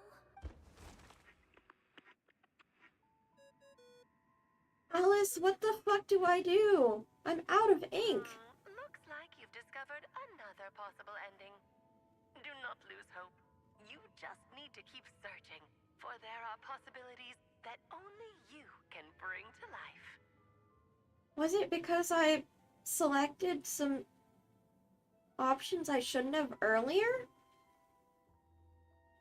And that made me run out of ink?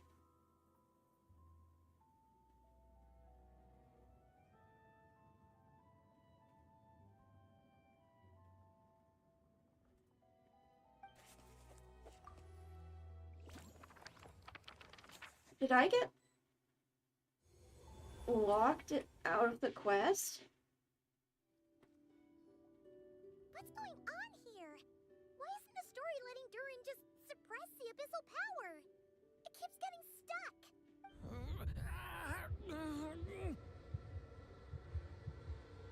Oh no.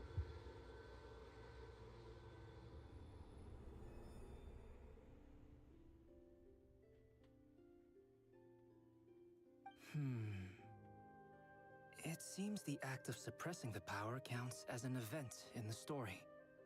In other words, we would need ink to write it in. So, what now? Did we use too much earlier? supposed to write a happy ending with only this much left? It's possible it's just not time for the story to end. Well, this is Durin's story. As long as he's alive and well, why should it end?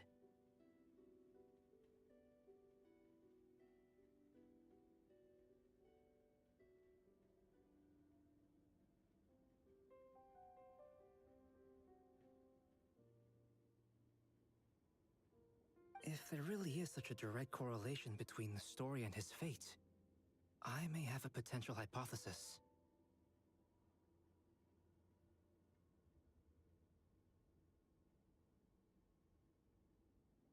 Durin was, and still is in essence, a storybook character, written into being by M. From the moment he was born, he has always dwelt within her story. And I suspect that has remained the case, even after his arrival in Tevat. Oh. Reviving Durin in the evil dragon's place was an act of grafting this Durin story onto the latter's fate. In essence, that is how his fate was rewritten. But there is a fundamental difference between a being's story and its fate. Oh. As Miss Barbeloth reminded us, the fate of every living being in Tevat has been woven into the fabric of time. Its most natural path, therefore, is to proceed along its given track. But Durin's story, on the other hand... Needs an author to continue writing it. As Durin's connection to this world wore thin, not only have people started to forget him, he started to lose control of the abyssal power within. In other words, his story can't continue. Because the author's ink is drying up. That's what it seems like to me. It would seem the little dragon had made a group of fine friends indeed. Save it. The question is, are you here to help him, or stand in his way? This is as far as the story can go. What path will you choose? If the story ends now, Durin will just vanish. I suppose the final decision is up to me. It's hard to believe I never actually left my mother's story. If that's true, I'd like to go there and see for myself. By there, I take it you mean the blank pages of the unwritten chapter ahead? But we still don't even know how Alice's magic works. If Durin belongs inside the story, then going outside of it to some unwritten part, isn't that too risky? That was the entire goal in the first place, Paimon. I'm not afraid. Then go for it. We'll be with you all the I way. second that. It would seem this is one answer you need to go seize for yourself. So be it. Whatever obstacles stand in your way, we'll tear them down together.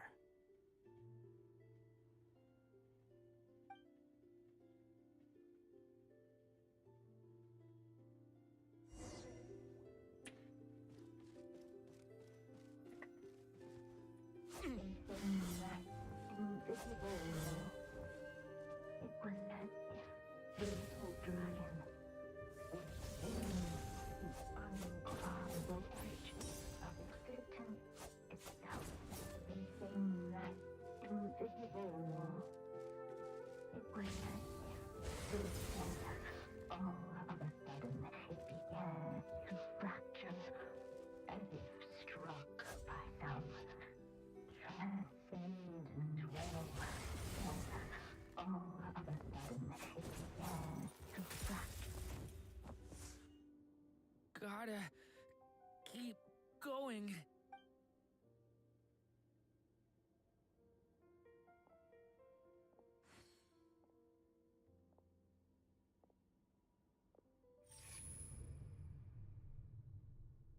Ahead lies only a stormless void.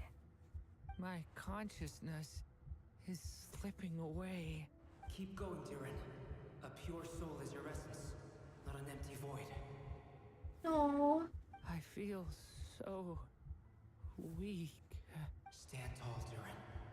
You are not some amorphous idea. The body I made for you is flesh and bone. Am I truly alive? Durin, you can do it! Yes, Durin, but you must keep going. You're as alive and real as I am.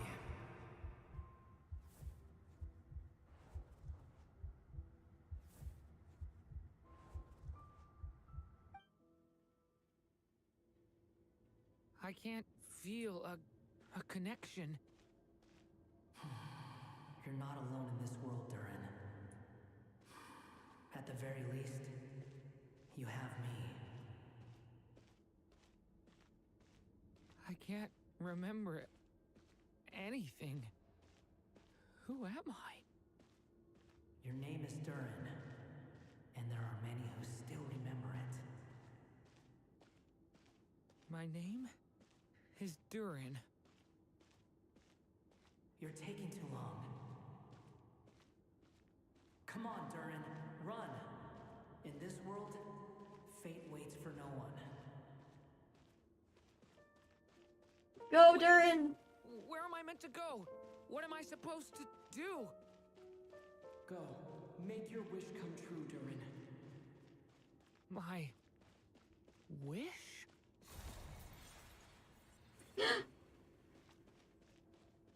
Your story's not over yet.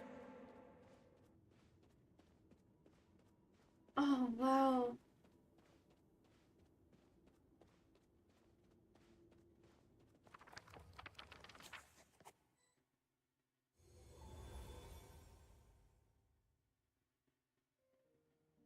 Silence, huh?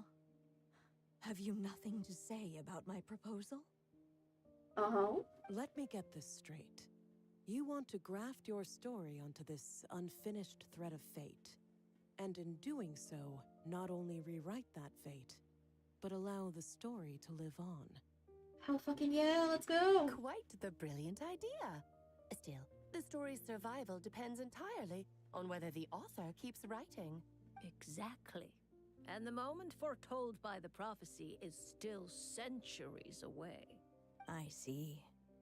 I thought my own ignorance might be the problem. That I'd asked more of the noble science of alchemy than it could ever deliver. Or that I had failed to discern the heavenly signs and grasp the secret truth underlying the prophecy. Little did I imagine that time itself would prove to be the greatest hurdle of all. Oh, Anya. Well, my friend, this has been a most intriguing experiment. And from an academic perspective, at least, I don't think it was a bad proposal. Someday, the prophecy will come to pass. So remember, my friend, much like the stars themselves, there will always be something that transcends the test of time. Thank you, everyone. You've helped me so much already. But, Alice, I still have one final favor to ask of you. Uh-huh. Will you lend me your magic one last time, just enough for me to keep his story alive until the prophecy is fulfilled? You mean you want me to extend your lifespan? No, not in that sense. As Rhindaughter once told me, the laws governing life and death are among the most unyielding in this world. Oof. I'm well aware of that. Whether it lasts a day or an age, the span of one's life is determined by fate alone. If I tried to breach that law by force, I'm afraid I would lose what makes me human. This is not a path I want to go down. If I am to die, then I shall die a human. So, what is it that you want me to do? I would like you to send this pen of mine into the future. I see. Then perhaps there really is a way I can help. I could create a kind of story magic to take over the writing once you're gone. Oh, but for it to work, you would need to provide enough of your own words for it to learn from. How much? Oh, an immense amount. So much, in fact, that you would have to spend the rest of your life writing. And even then, I'm sorry to say, it would not last forever. Oh shit. It's fucking AI. And she has to make a data training set. Oh no. Alice, why would you do this? No matter how much you write, there is a limit to the number of words you can leave behind. But the world itself will never stop changing. Someday, perhaps, even your entire corpus will not be enough for the magic to continue describing this world. And when that happens, the story will end. Still, it's worth a try.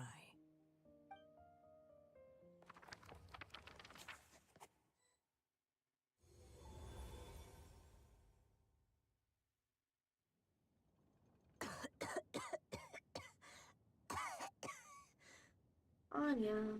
Oh, my dear Anya. Even after all this time, you're still... Look at you. You should be enjoying your old age in peace and quiet, especially now that things are finally returning to normal after that terrible calamity. Oh. She died not long after the cataclysm. Once he leaves Simulanka, things will only get more complicated. If his story is to continue, there needs to be more material for the magic to draw upon. Oh, Anya. I'll just have to skip over some of the less important details. Anya, why do you insist on sending him out of the storybook world? Why must he face his fate in Teyvat? Why not just let him remain within the story? With my magic, even fate's curse could be undone and he could live happily ever after. I suppose. In fairy tales, all it takes is a heartfelt wish. And even a wooden puppet can turn himself into a real boy and live happily ever after. Except... That's just how fairy tales end, isn't it? But have you ever wondered what happens to the main character after the ever after? Tell me, Alice, in your eyes, what would be a writer's greatest regret? To leave a story without an ending.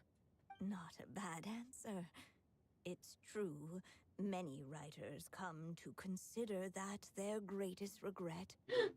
But I see things differently. Oh?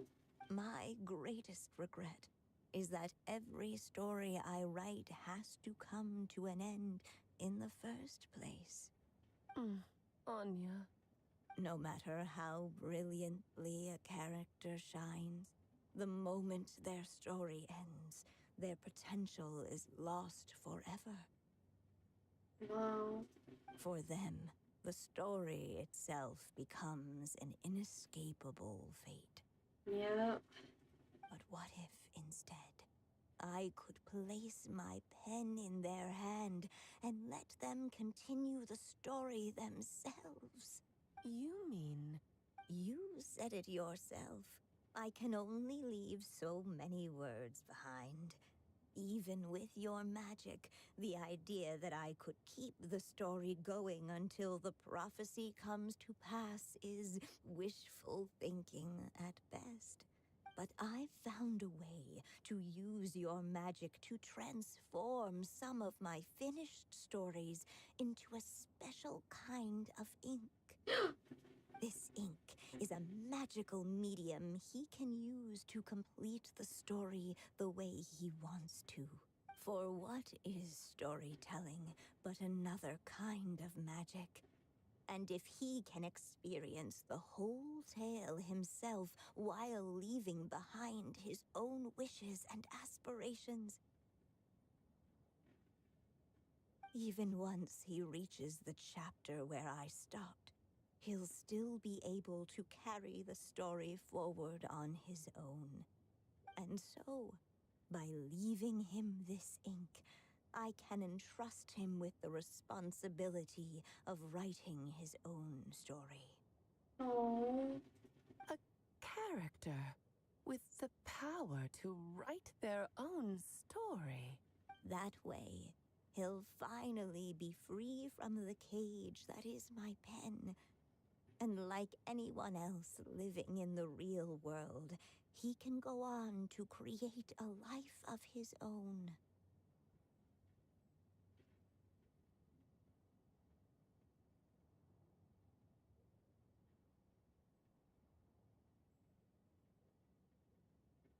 And you no longer need to worry about the constraints of my magic. What a brilliant idea, Anya.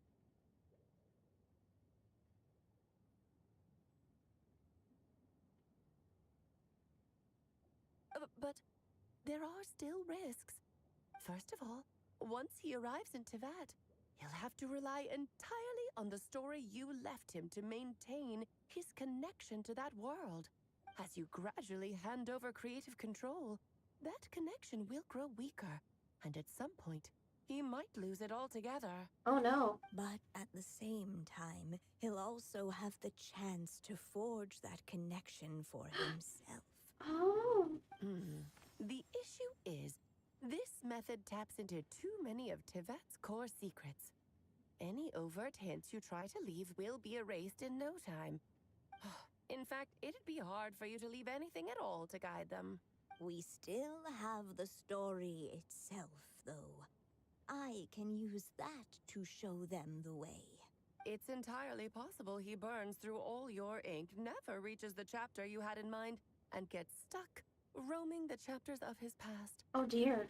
But despite all that, I still believe in what this child can become. Oh. His hopes and wishes can be his ink, so he won't be trapped by mine running dry. Oh, what the writer you are, Anya. Your imagination never ceases to amaze. Oh. And you do know how much I love a happy ending. You shall have my help, my dear. Thank you, my friend. Well then, my child, do you understand what you must do? No. Yes, I think I do. Oh. It's my turn to keep this story alive. Then what's holding you back? What will become of you after I take up this pen? I will fade away.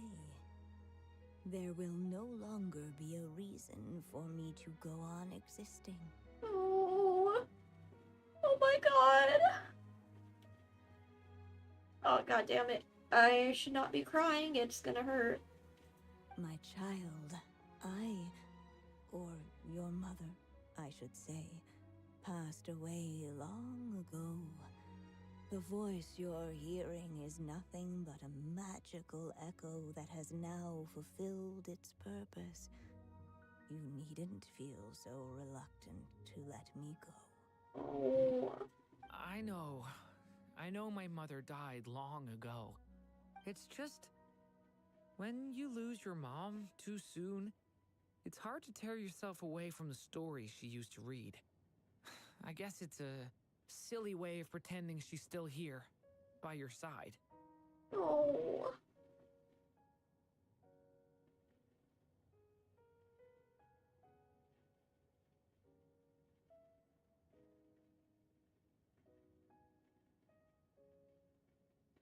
Durin. But after coming to this world and traveling it with my friends, facing all kinds of enemies together, I suddenly realized I couldn't just sit around listening to my mother's stories because I'd found a new purpose in life. Durin.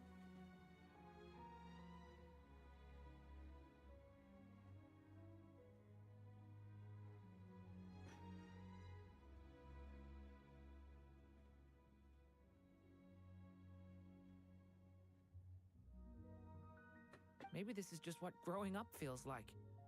With all my new friends waiting, It's time I finally set aside my mother's storybook. Oh. I'm ready to grow up now, Mom. Oh. Precious baby boy. Then take this. A gift I should have given you a long time ago. You've witnessed this story from the very beginning. Made your wishes, offered your blessings, and even wrote your choices into its pages. From here on out, this pen is yours. Oh. Anya. Now I ask of you, the other pillar of this story, as both its reader and its witness. Me. You're talking to me, the traveler.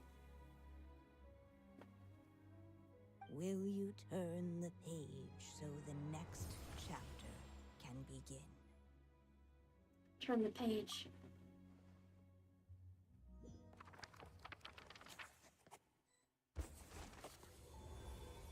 Fate. Suddenly, and without warning, the powers of darkness struck. The question was, could the little dragon prevail? Alas, it was here that the story witch's tale had to end. But Durin's tale, on the other hand, had only just begun. Oh, Durin! Stepping into his mother's memories, he picked up her pen.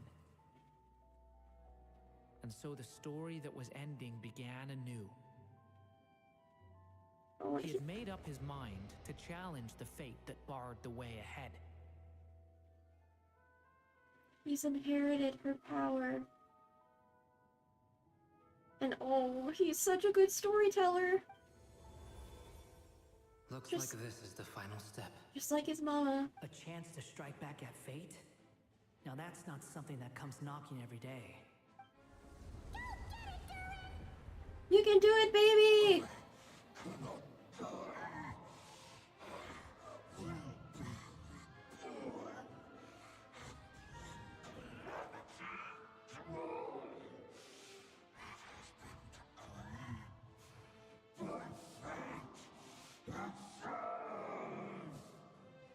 No, that fate no longer defines me.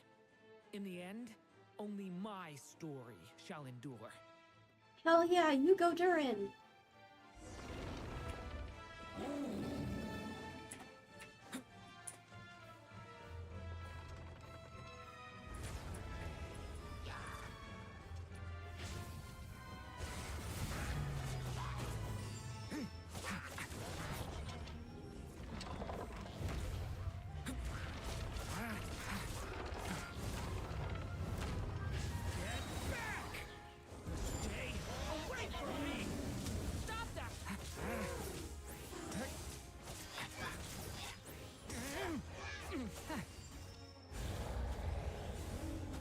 This one.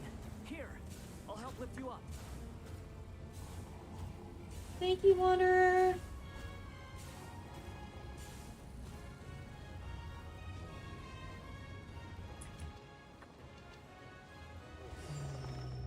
Now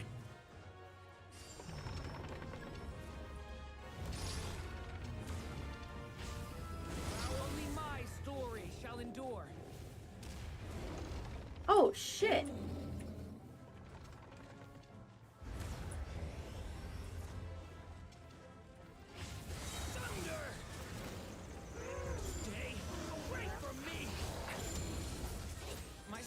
Is far from spent.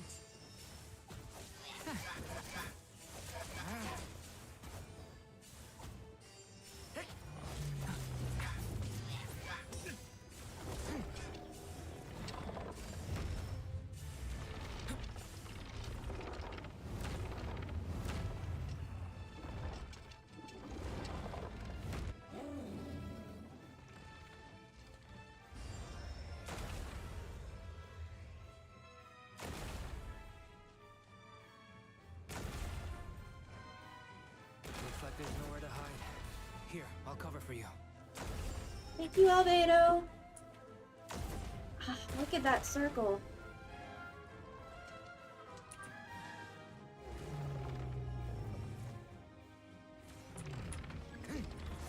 Watch this time, the light prevails.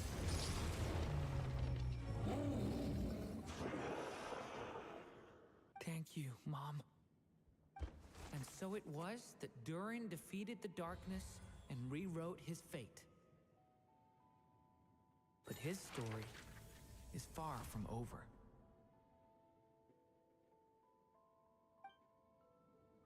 We did it!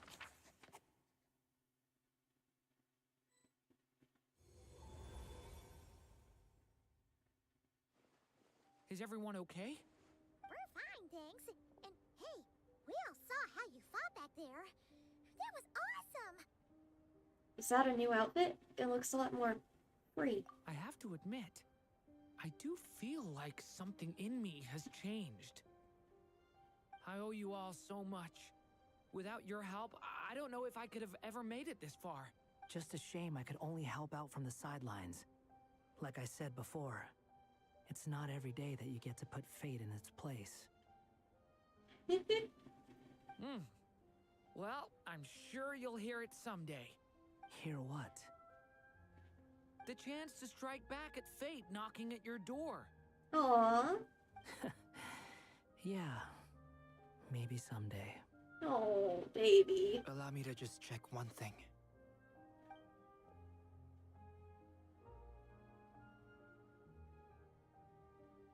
Yes. The abyssal power within you has stabilized again. And those strange symptoms you were experiencing seem to have completely disappeared. Oh, thank goodness! We did it! I wonder what it means, though. Aside from the principles of alchemy, what other law of this world governs his being? Look, it all turned out fine, so just leave it at that. Now that this one's out of danger, it's time for me to get out of here. Aw, not sticking around? Not gonna hang out with Albedo? You're leaving so soon? What, don't humans usually throw a party after something like this? A party? Do I look like that kind of guy? You could be, for your bestest friend ever. Anyway, come find me again next time you're in trouble. That's what friends are for, right? Some people never change. In a way, though, he is right. This is Durin's moment to celebrate, not the time for academic discussions. Hey, I don't blame you for asking. And honestly, I'd be perfectly happy to talk about it. It's just, I wouldn't even know where to start. It's all right. I'm sure we'll get a chance at some point. After all, your story's only just begun. All right then. Traveler and Paimon, we'll part ways here. Given the extraordinary nature of the things we witnessed today, I need to make sure it's all recorded properly. Okay, see ya! So, it's party time next! Huh? Alice? Congratulations on completing your mission. Now then, as per our agreement, it's about time you returned that book. She must have known the moment we finished! Just like she said she would! I've heard dressing appropriately is a must for socializing. Oh god, I love you, Durin.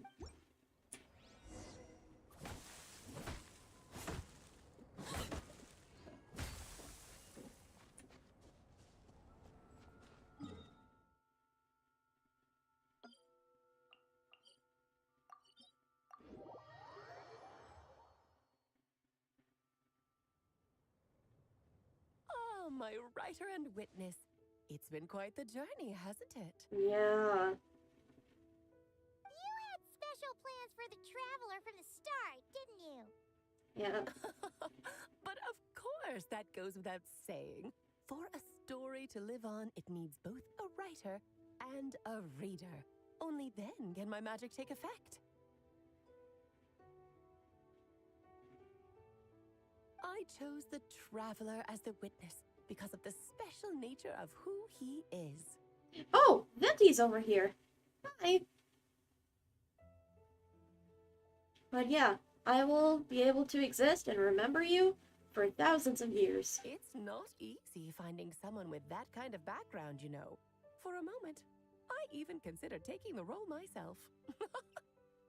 Well, you were the only one who understood what was going on. At least it made for an interesting story, right? Of course. Hi, Venti. Huh? What are you doing here, tone-deaf bard? Was he in on it this entire time? With the Hexenzirkel carrying out such a risky experiment in Mondstadt, it didn't cross your minds that the Animo Archon might be slightly curious? Sorry for the trouble, Lord Barbados. Think nothing of it. I dare say the Animo Archon quite enjoyed coming along for the ride. Now then, as agreed, let us see the fruits of your labor. Here, please take a look. Well. Somehow, despite all my careful planning, it still turned out to be full of surprises. It never even crossed my mind that Rhindotter's child would be capable of handling that kind of alchemy in her stead. When he asked for help with the materials, oh my, I nearly couldn't believe it. If only the others were here too, we could all celebrate together. I'm right here, you know. The only one who hasn't responded is the one busy stuffing her face over there. Is that you, Barbie? A little late to the party, don't you think? Come here, child. Let me take a closer look at you. Uh-huh. All right, Aunt Seer Witch. Here I am. Just as I thought. This child's fate does not appear among the stars. Anya has accomplished what almost no one before her could. Oh, wow. What does that mean? Child, all you need to know is that you're very lucky indeed. Oh. So, what does it mean? The teacup falls silent. Perhaps the mage's thoughts have already drifted elsewhere. Just like how she was in the story, huh? Tell me, little Durin, what will you do next? I, for one, cannot wait to see how your story unfolds. Well, there's so much I want to do. I'm not even sure where to begin. How about settling your most recent regret? Oh? Venti, what are you whispering? Not so fast, tone-deaf bard. What exactly did you just tell Durin to do? Dvalin! To make the long overdue wish come true. Dvalin and Durin can be friends! Thank you once again, Alice. How much time do you have left? I believe these should be my final moments. Just enough time to say goodbye to my dearest friend. This feels like having to say our final goodbyes all over again. I don't like it. Not one bit. I don't know how to respond to that. Strange. You were always such a cheerful figure in my stories. I even dubbed you the Merry Witch, you know. Oh, please. You know full well it was your stories that first taught me what true pain and sadness felt like. Oh. Aside from saying goodbye to me, shouldn't you also leave a few words for the child? Since the book will be his to continue, why don't you write him a little parting note? There's no need. His mother already did that long, long ago. All that remains is for me to convey it on her behalf. Oh?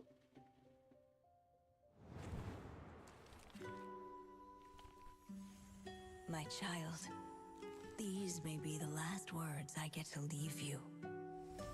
I've always thought of the characters in my stories as my children, loving each one of them, just like a mother would.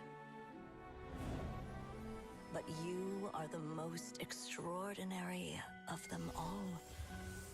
You alone can defy the fate of this world and write the perfect ending to my story.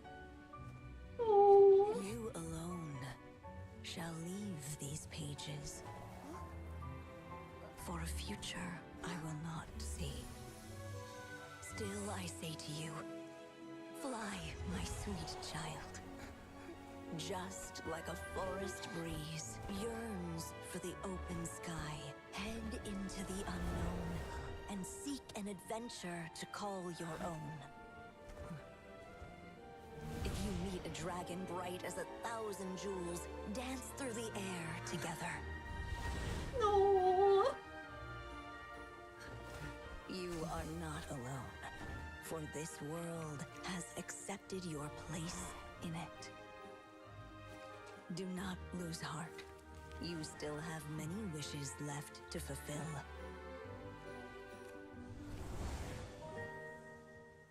A long tale awaits you, my love. Let songs and flowers be the ink that fills its pages.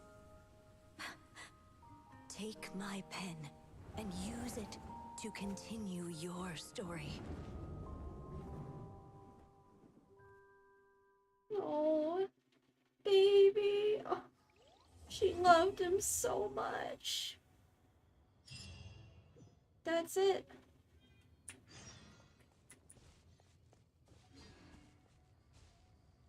Alice. There you go. Your very own copy of the book. We wouldn't want one of the story's key witnesses to leave empty-handed now, would we? Of course, this copy isn't magical in the same way. But rest assured, all the twists and turns are still there.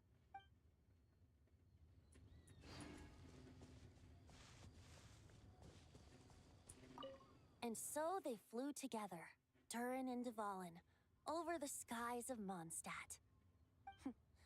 Who'd have thought such words could ever have described a happy ending, huh? Aww.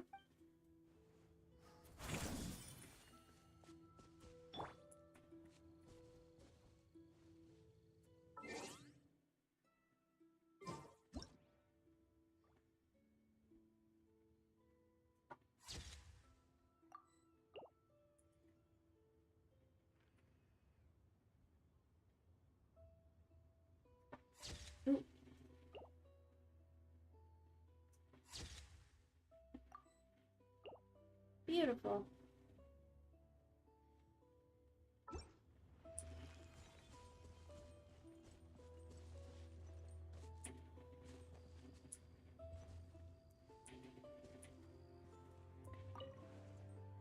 Was this Rhine-Daughter's seat? I think it was.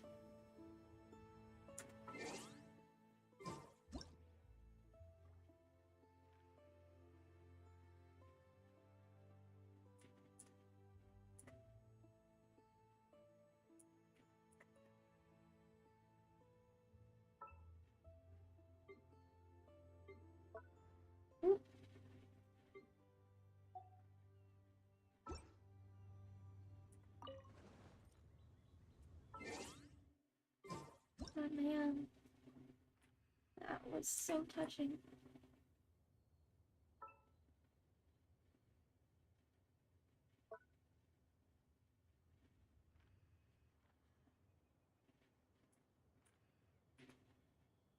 Ooh.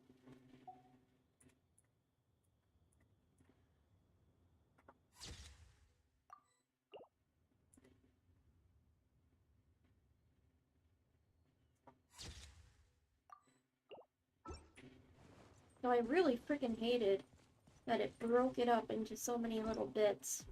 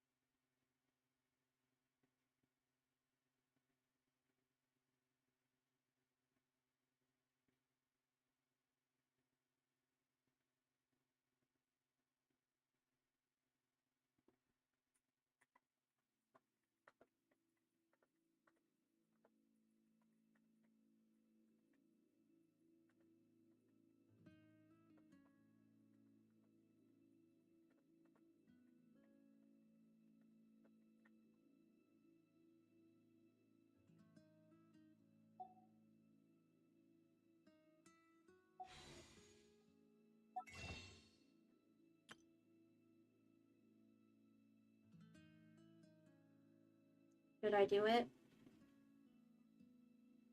Got the intertwined fates. I'd only be able to get 5.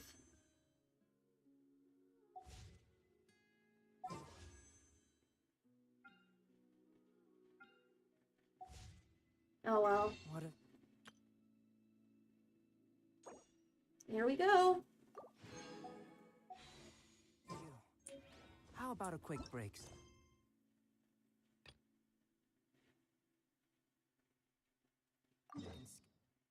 Oh. Oh, it showed the final ones I'm missing. Now that I've collected most of them.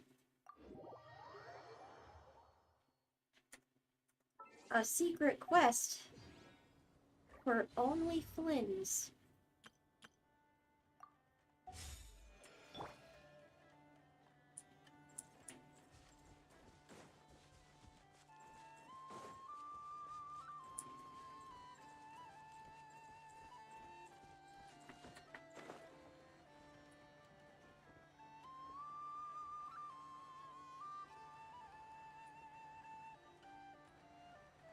Oh, fuck. Oh, no.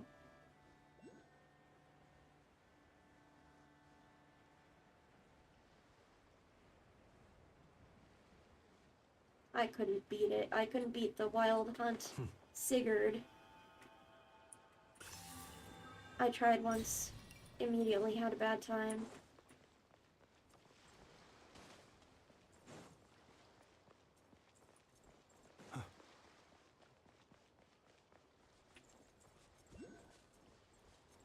This Wild Hunt, though, I can beat. Solidify.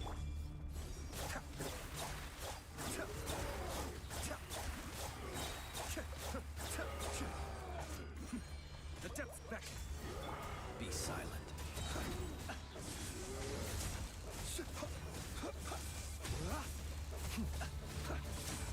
The night cometh.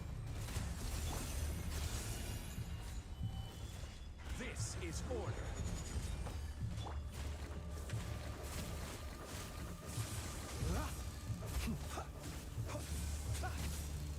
Cascade.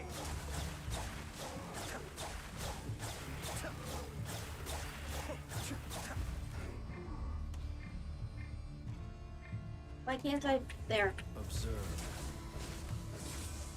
Shit.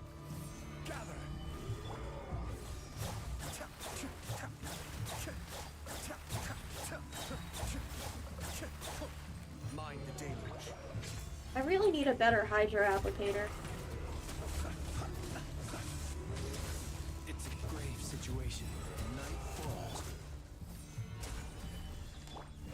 Be still.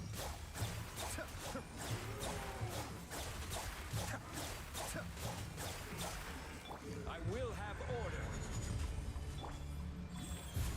Orders given. Orders received. Close your eyes.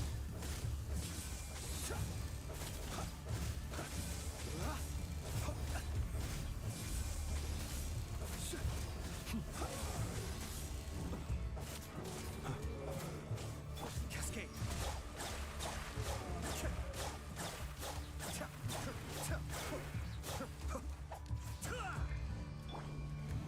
Solidify.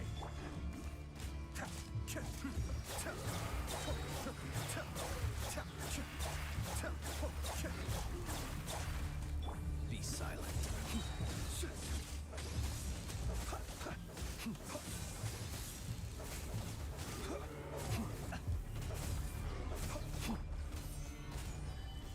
This is order.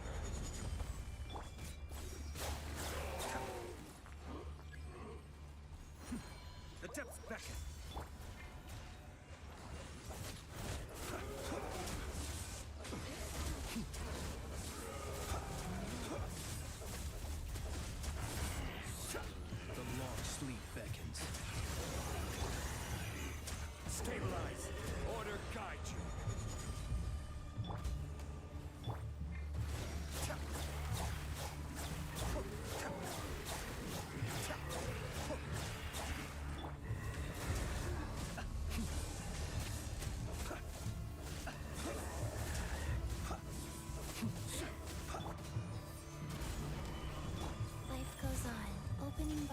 adept I train.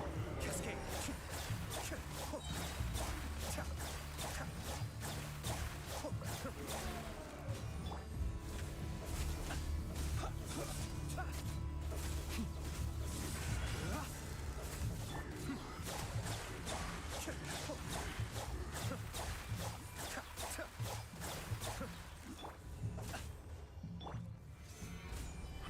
I will have order.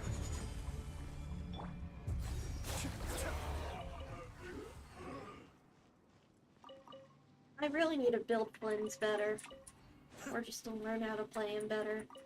Or have a better team. Or all of the above. Goodness, how the world has changed.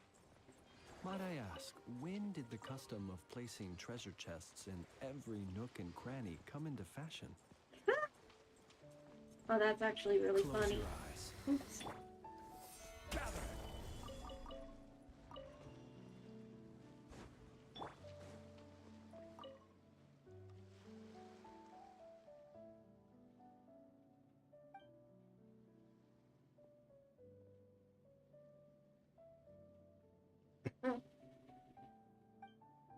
The winds awaken, the leaves whirl round.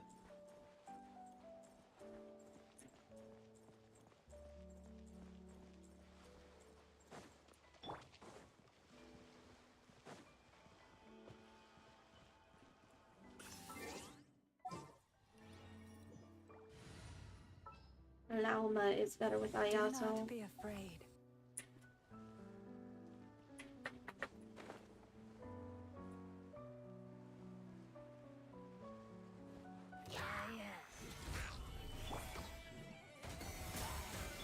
Cascade.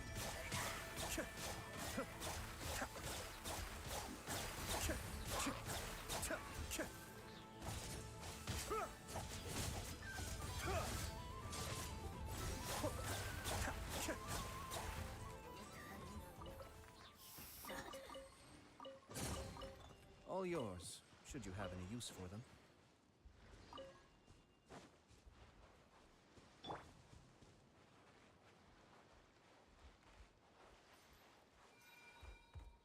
Hello, little ones.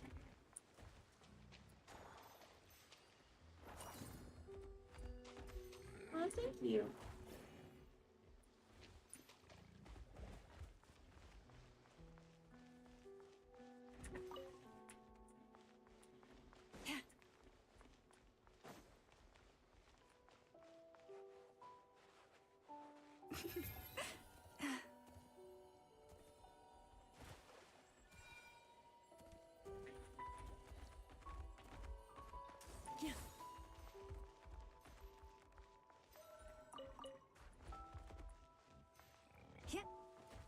Thank you.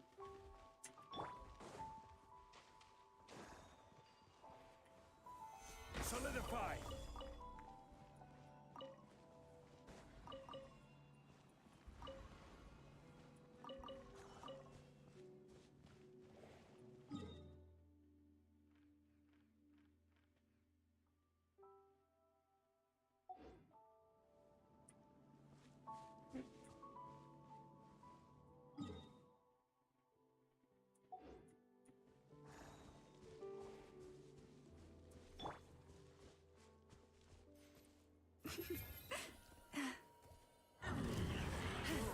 Lush as the moon.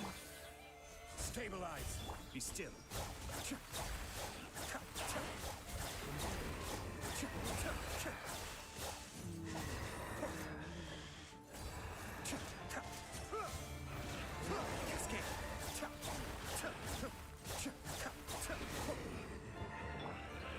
Receive my blessing.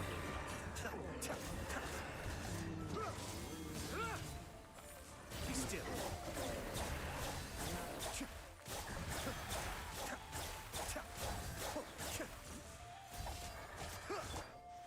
Gather. Branch into sun. Cascade.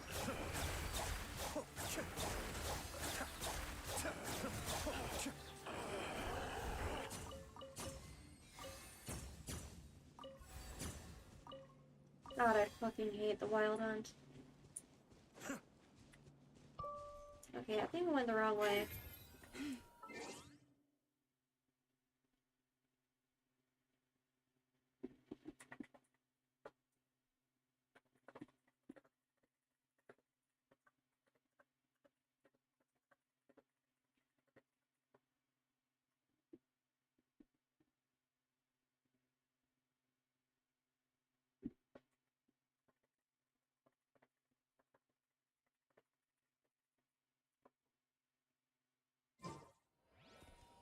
With one heart, Oops. we pray. No, I didn't mean to do the ult.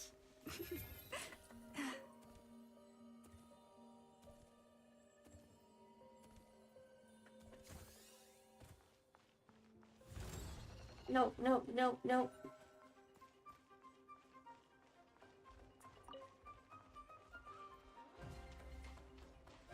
Oh? No.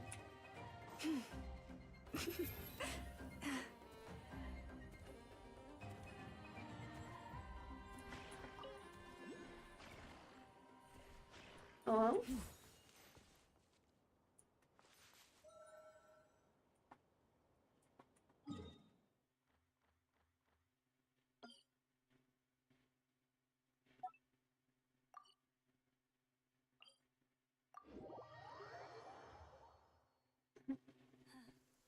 The season of verdure draws near once again.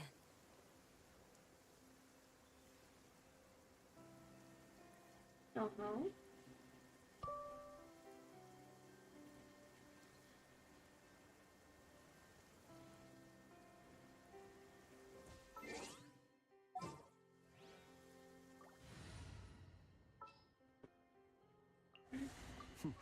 Happy.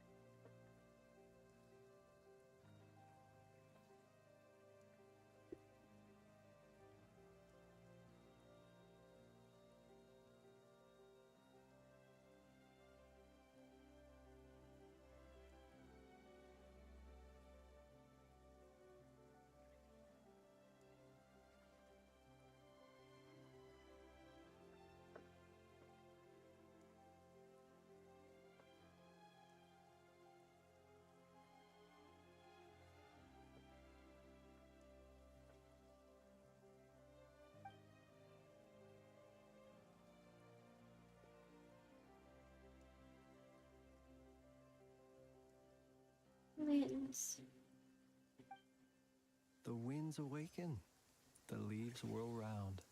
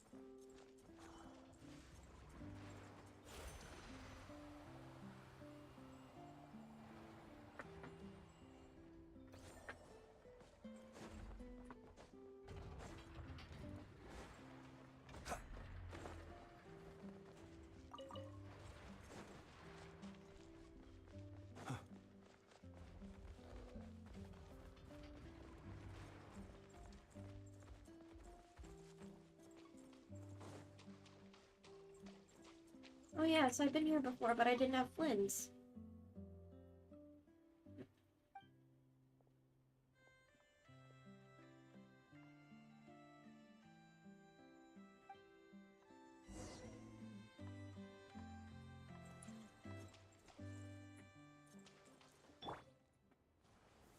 Stabilize.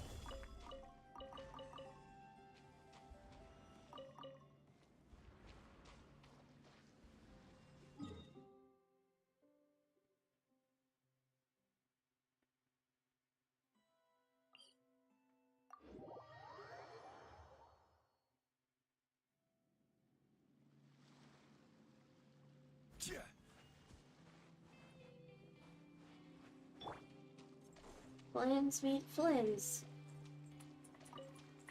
Just like how Rarier impersonated you that one time.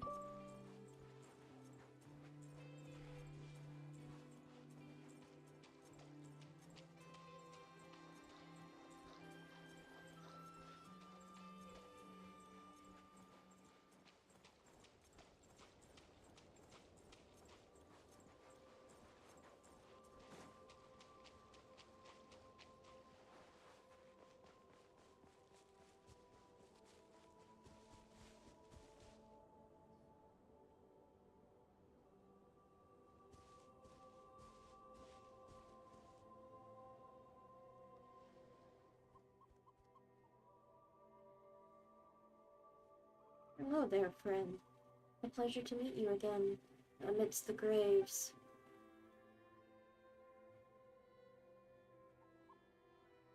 The winds awaken, the leaves swirl round. This is the oath of those who join the Lightkeepers swear. Usually each of us will carry our own lantern, only abandoning our charge to care for it when we have no other choice. Each masterless lantern, therefore, is a marker of misfortune, tragedy that fills me with sorrow.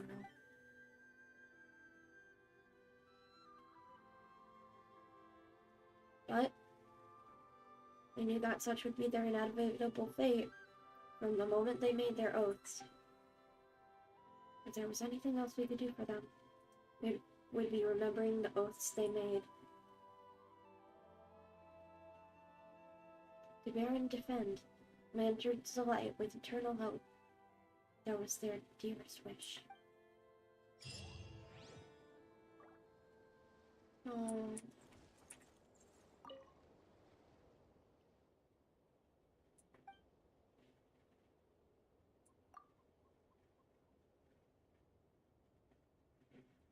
Thus did I foresee, waves crashing on the shore, in a night sky devoured by deathly silence. Thus did I declare, whomsoever cradles the flame, and keeps it burning unquenched, need not descend into that darkness. Thus I did vow, our bones and blood we shall use as fuel, and we shall make life greater than death. The winds awaken, the leaves swirl round, free your heart from the dreams of the living. Our cheeks are pale, our hair does flutter, our eyes burn bright as flame.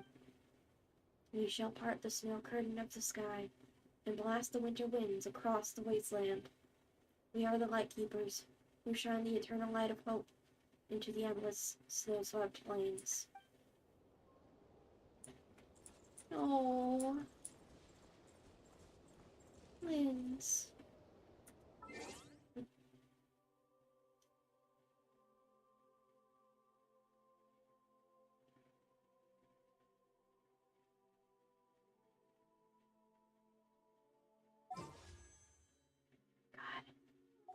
I need to get 2 more wishes worth of pre-emo gems before I can make another temple. So I guess I'm doing more quests.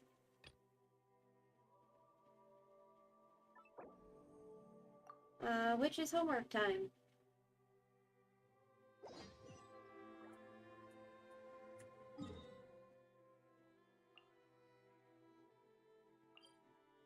Will this even get me? Hold on a moment.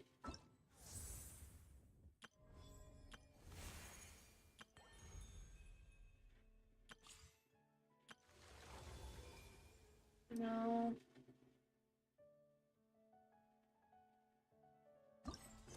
Or, oh, it does give some.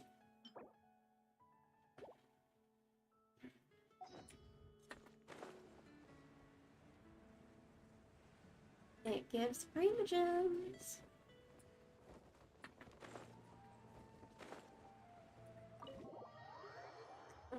Ow.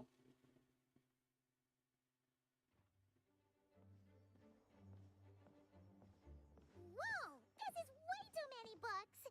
Holy cow.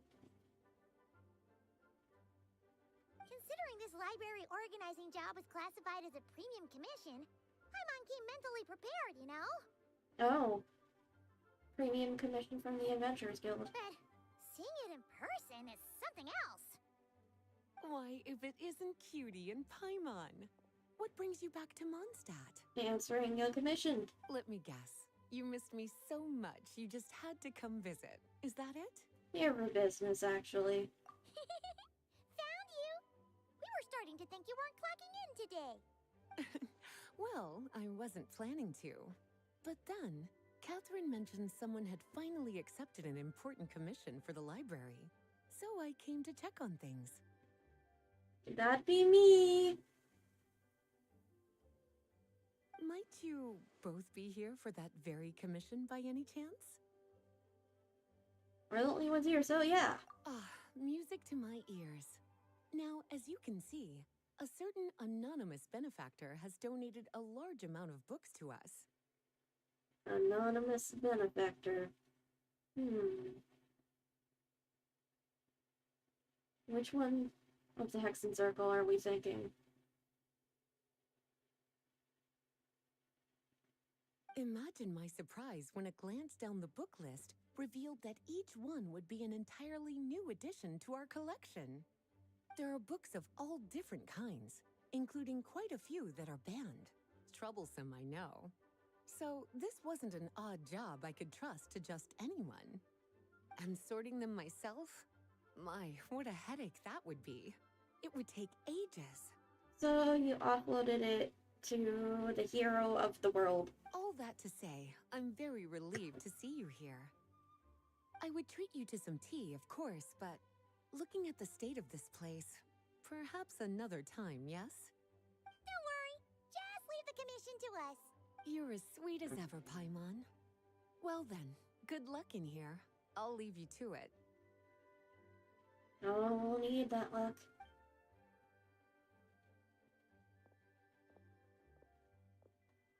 Yep. Finally!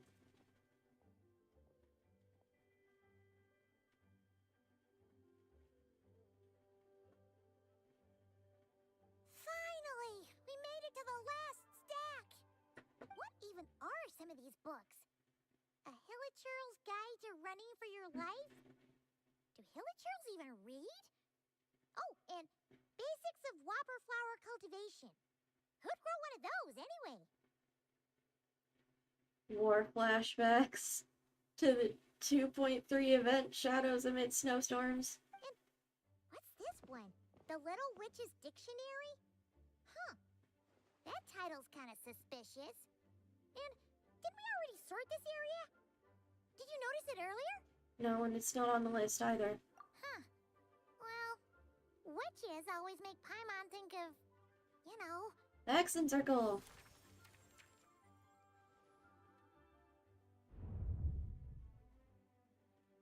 Yoo-hoo! Looking for me? Alice? How did you get in here? You must not have noticed, Paimon. I wasn't the one who barged in at all. When you opened that dictionary, you entered a mage's domain. What? Ugh! Paimon knew that book had issues. Have you ever read the storybook, The Little Witch and the Undying Fire, by any chance? I think so. Splendid! That makes things easier to explain. This book was written as a dictionary for that other story. The actual contents of the two aren't related at all, though. That explanation makes things even more confusing. Oh dear. Where should I begin? You know the promise the Hexen Circle made to Varka at the Tripartite Conference, yes? Namely, that in Mondstadt's greatest time of need, the mages would return and lend their aid to the nation? Well, waiting around for danger to descend upon the land isn't exactly our style. Rather than a scenario where we jump in and save the day out of nowhere, it makes more sense to lay the groundwork over time. That's how M put it. Besides, who knows when such a crisis could occur? It could be in the next life, or even tomorrow. Preparation is crucial. So, I gathered the mages together to write this dictionary. Of course, it had to be under the guise of being related to that storybook. Otherwise, I would never have been able to get them in one place. So how do we factor in exactly? Well, we looked into Barbie's scryglass and came up with a series of tests tailor-made for the people of Mondstadt. They're all in this dictionary. Striving toward a common goal, overcoming obstacles alongside trusted companions, becoming better versions of ourselves. That is the best defense against what dangers could lie ahead.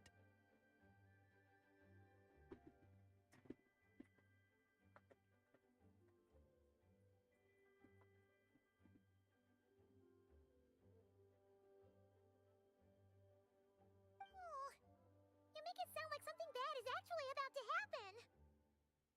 I mean, Now, I never said that. But still, we are talking about trusted companions here, Paimon.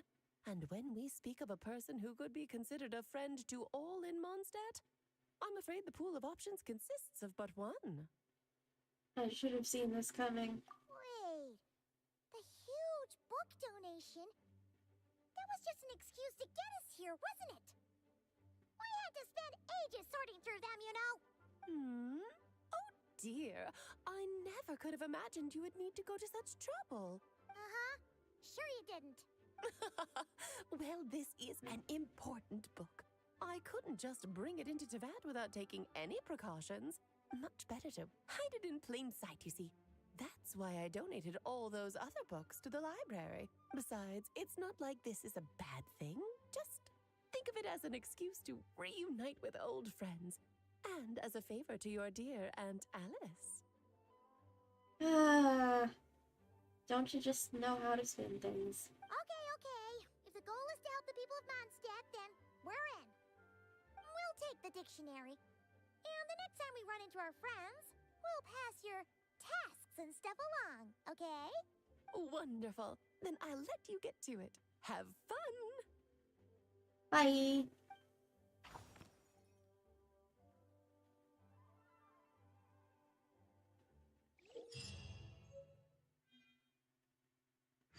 Oh shit.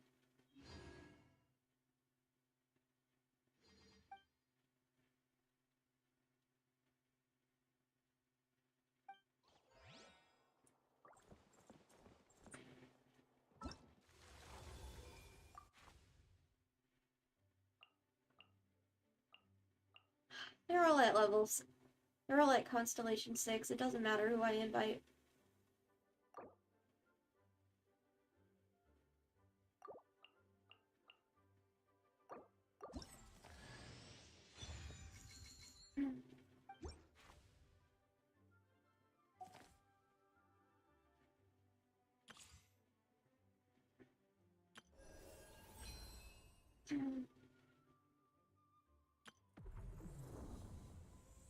Oh, shit. Let's see.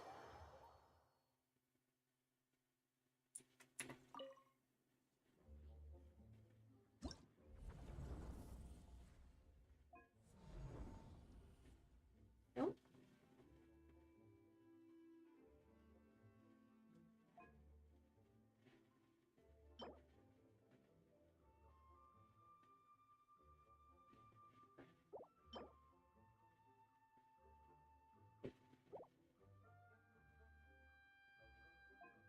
Hmm.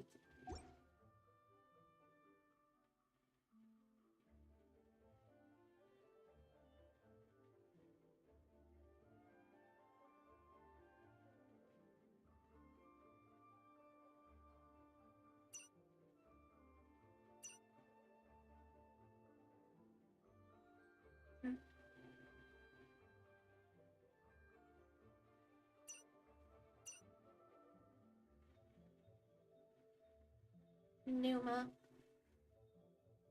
Okay.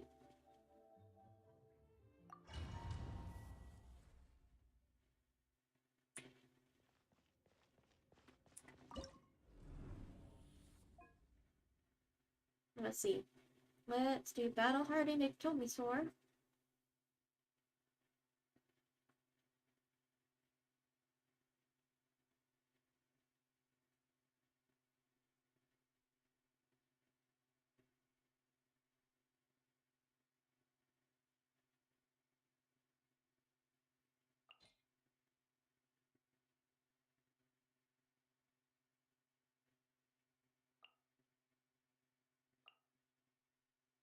Originally. Oh, he's an exalted one. Fun. Let's see how much I can get. Overruled. Gather.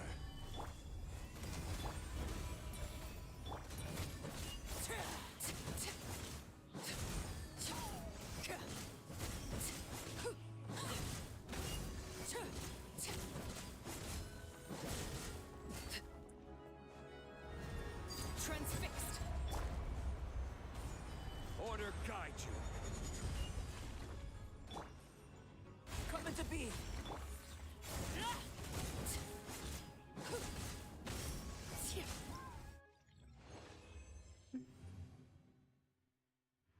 That was actually pretty easy.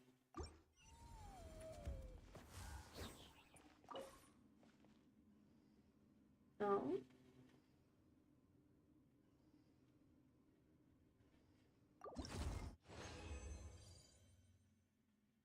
Neat.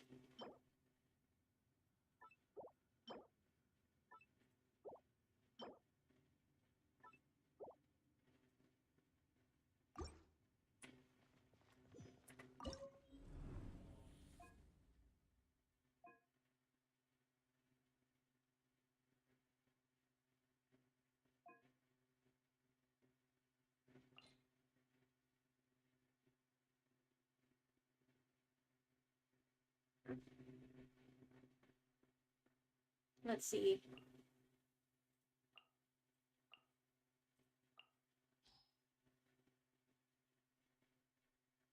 Sure.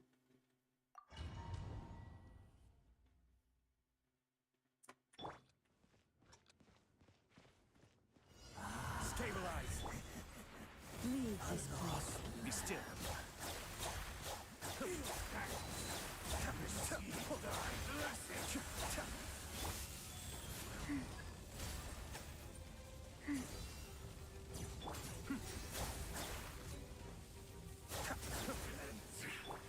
Of your seed. Gather. Receive my blessing. Cascade.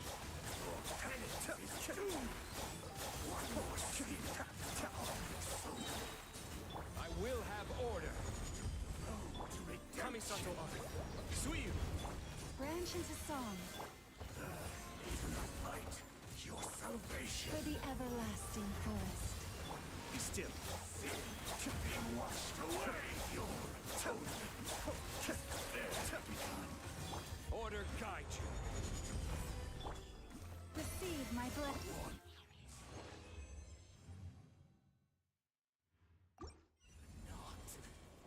Stray.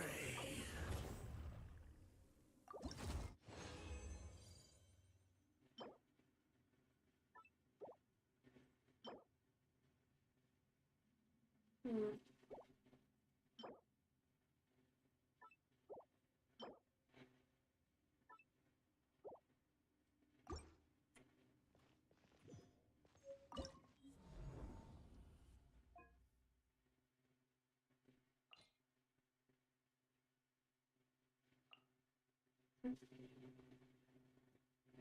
Lunging and a Numa.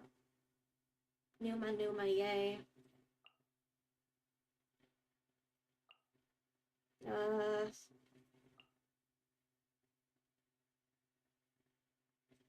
I don't really have anybody built around plunging.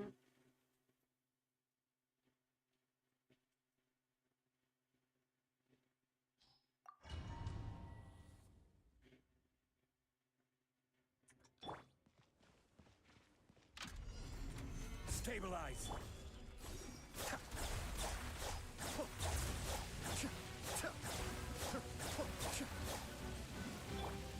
Burst forth. Bow your head.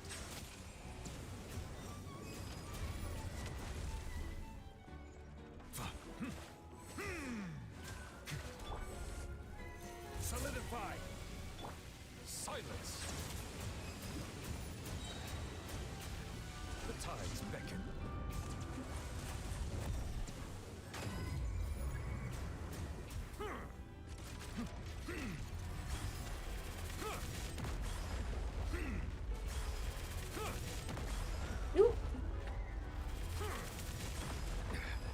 dropped it. Tear in my robe. Stabilize. Cascade.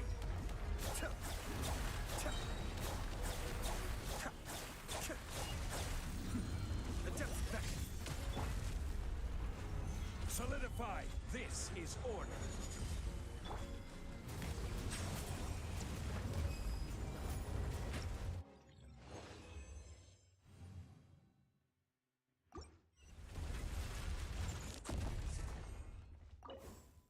Wee.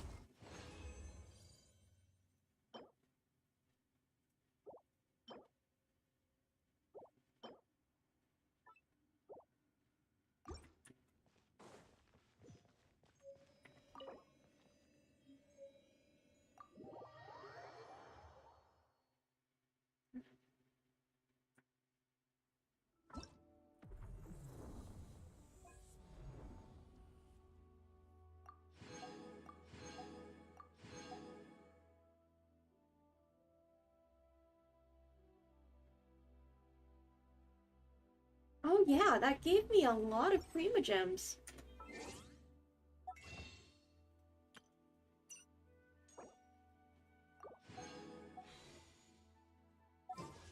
Enough to do a 10 pull and more.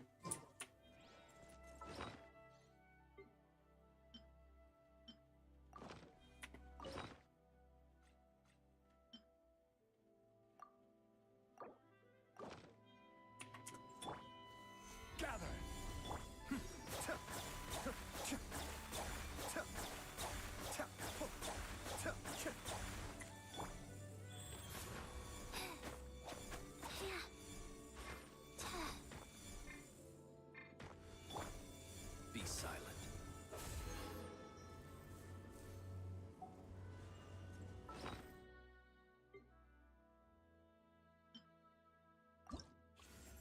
Oh.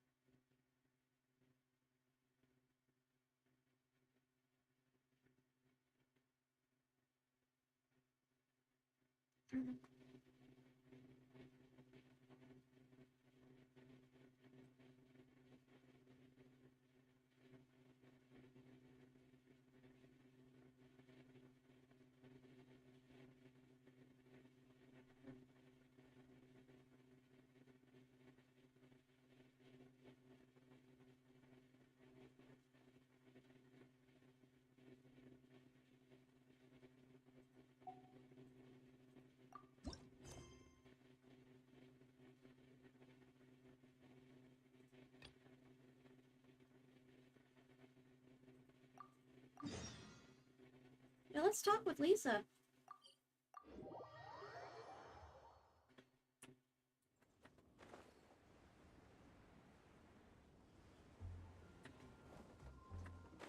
Hey, Lisa.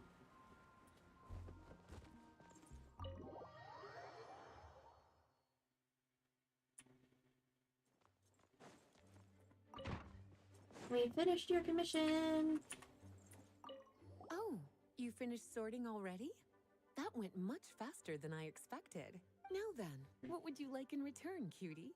You freed up my whole afternoon helping me with that. How about we spend it together? I'd like to ask about these books. Ah, so you noticed too.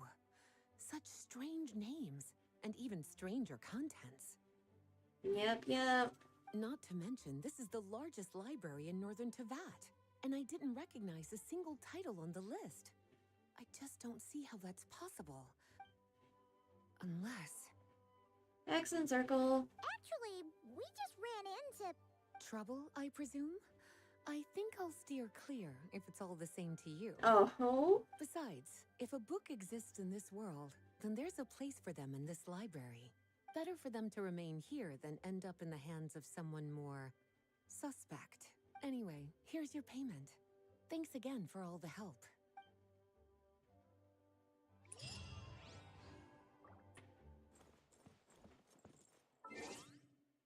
know what? Yeah, let's pull for Durin in here. In the library. Because Lisa was his mentor, yeah? Aw. Dang it, Durin. If I lose the 50-50, I'm not gonna be able to get you.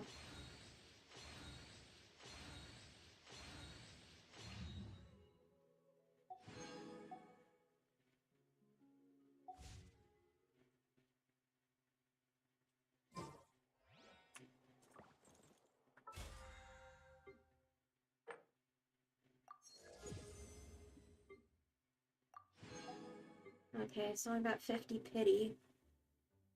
Oh, if I enhance some more artifacts.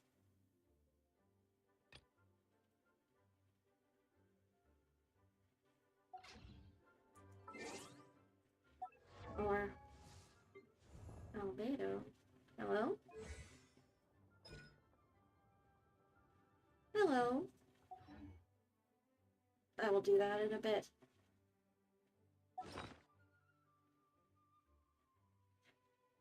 I don't know how long those quests are, though.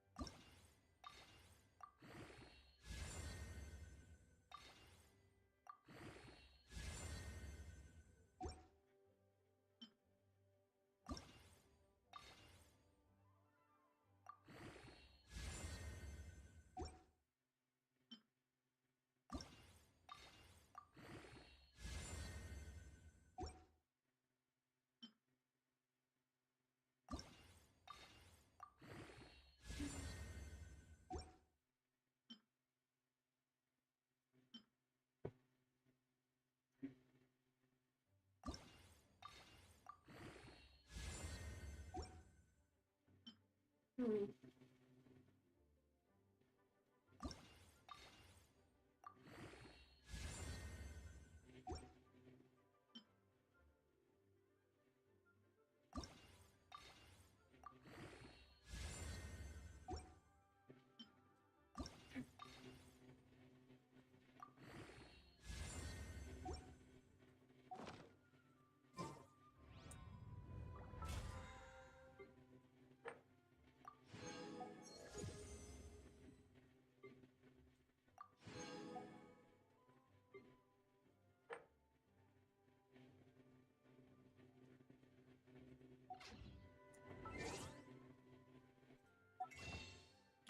Hmm.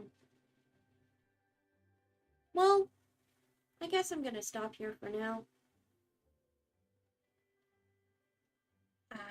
Thank you so much for watching.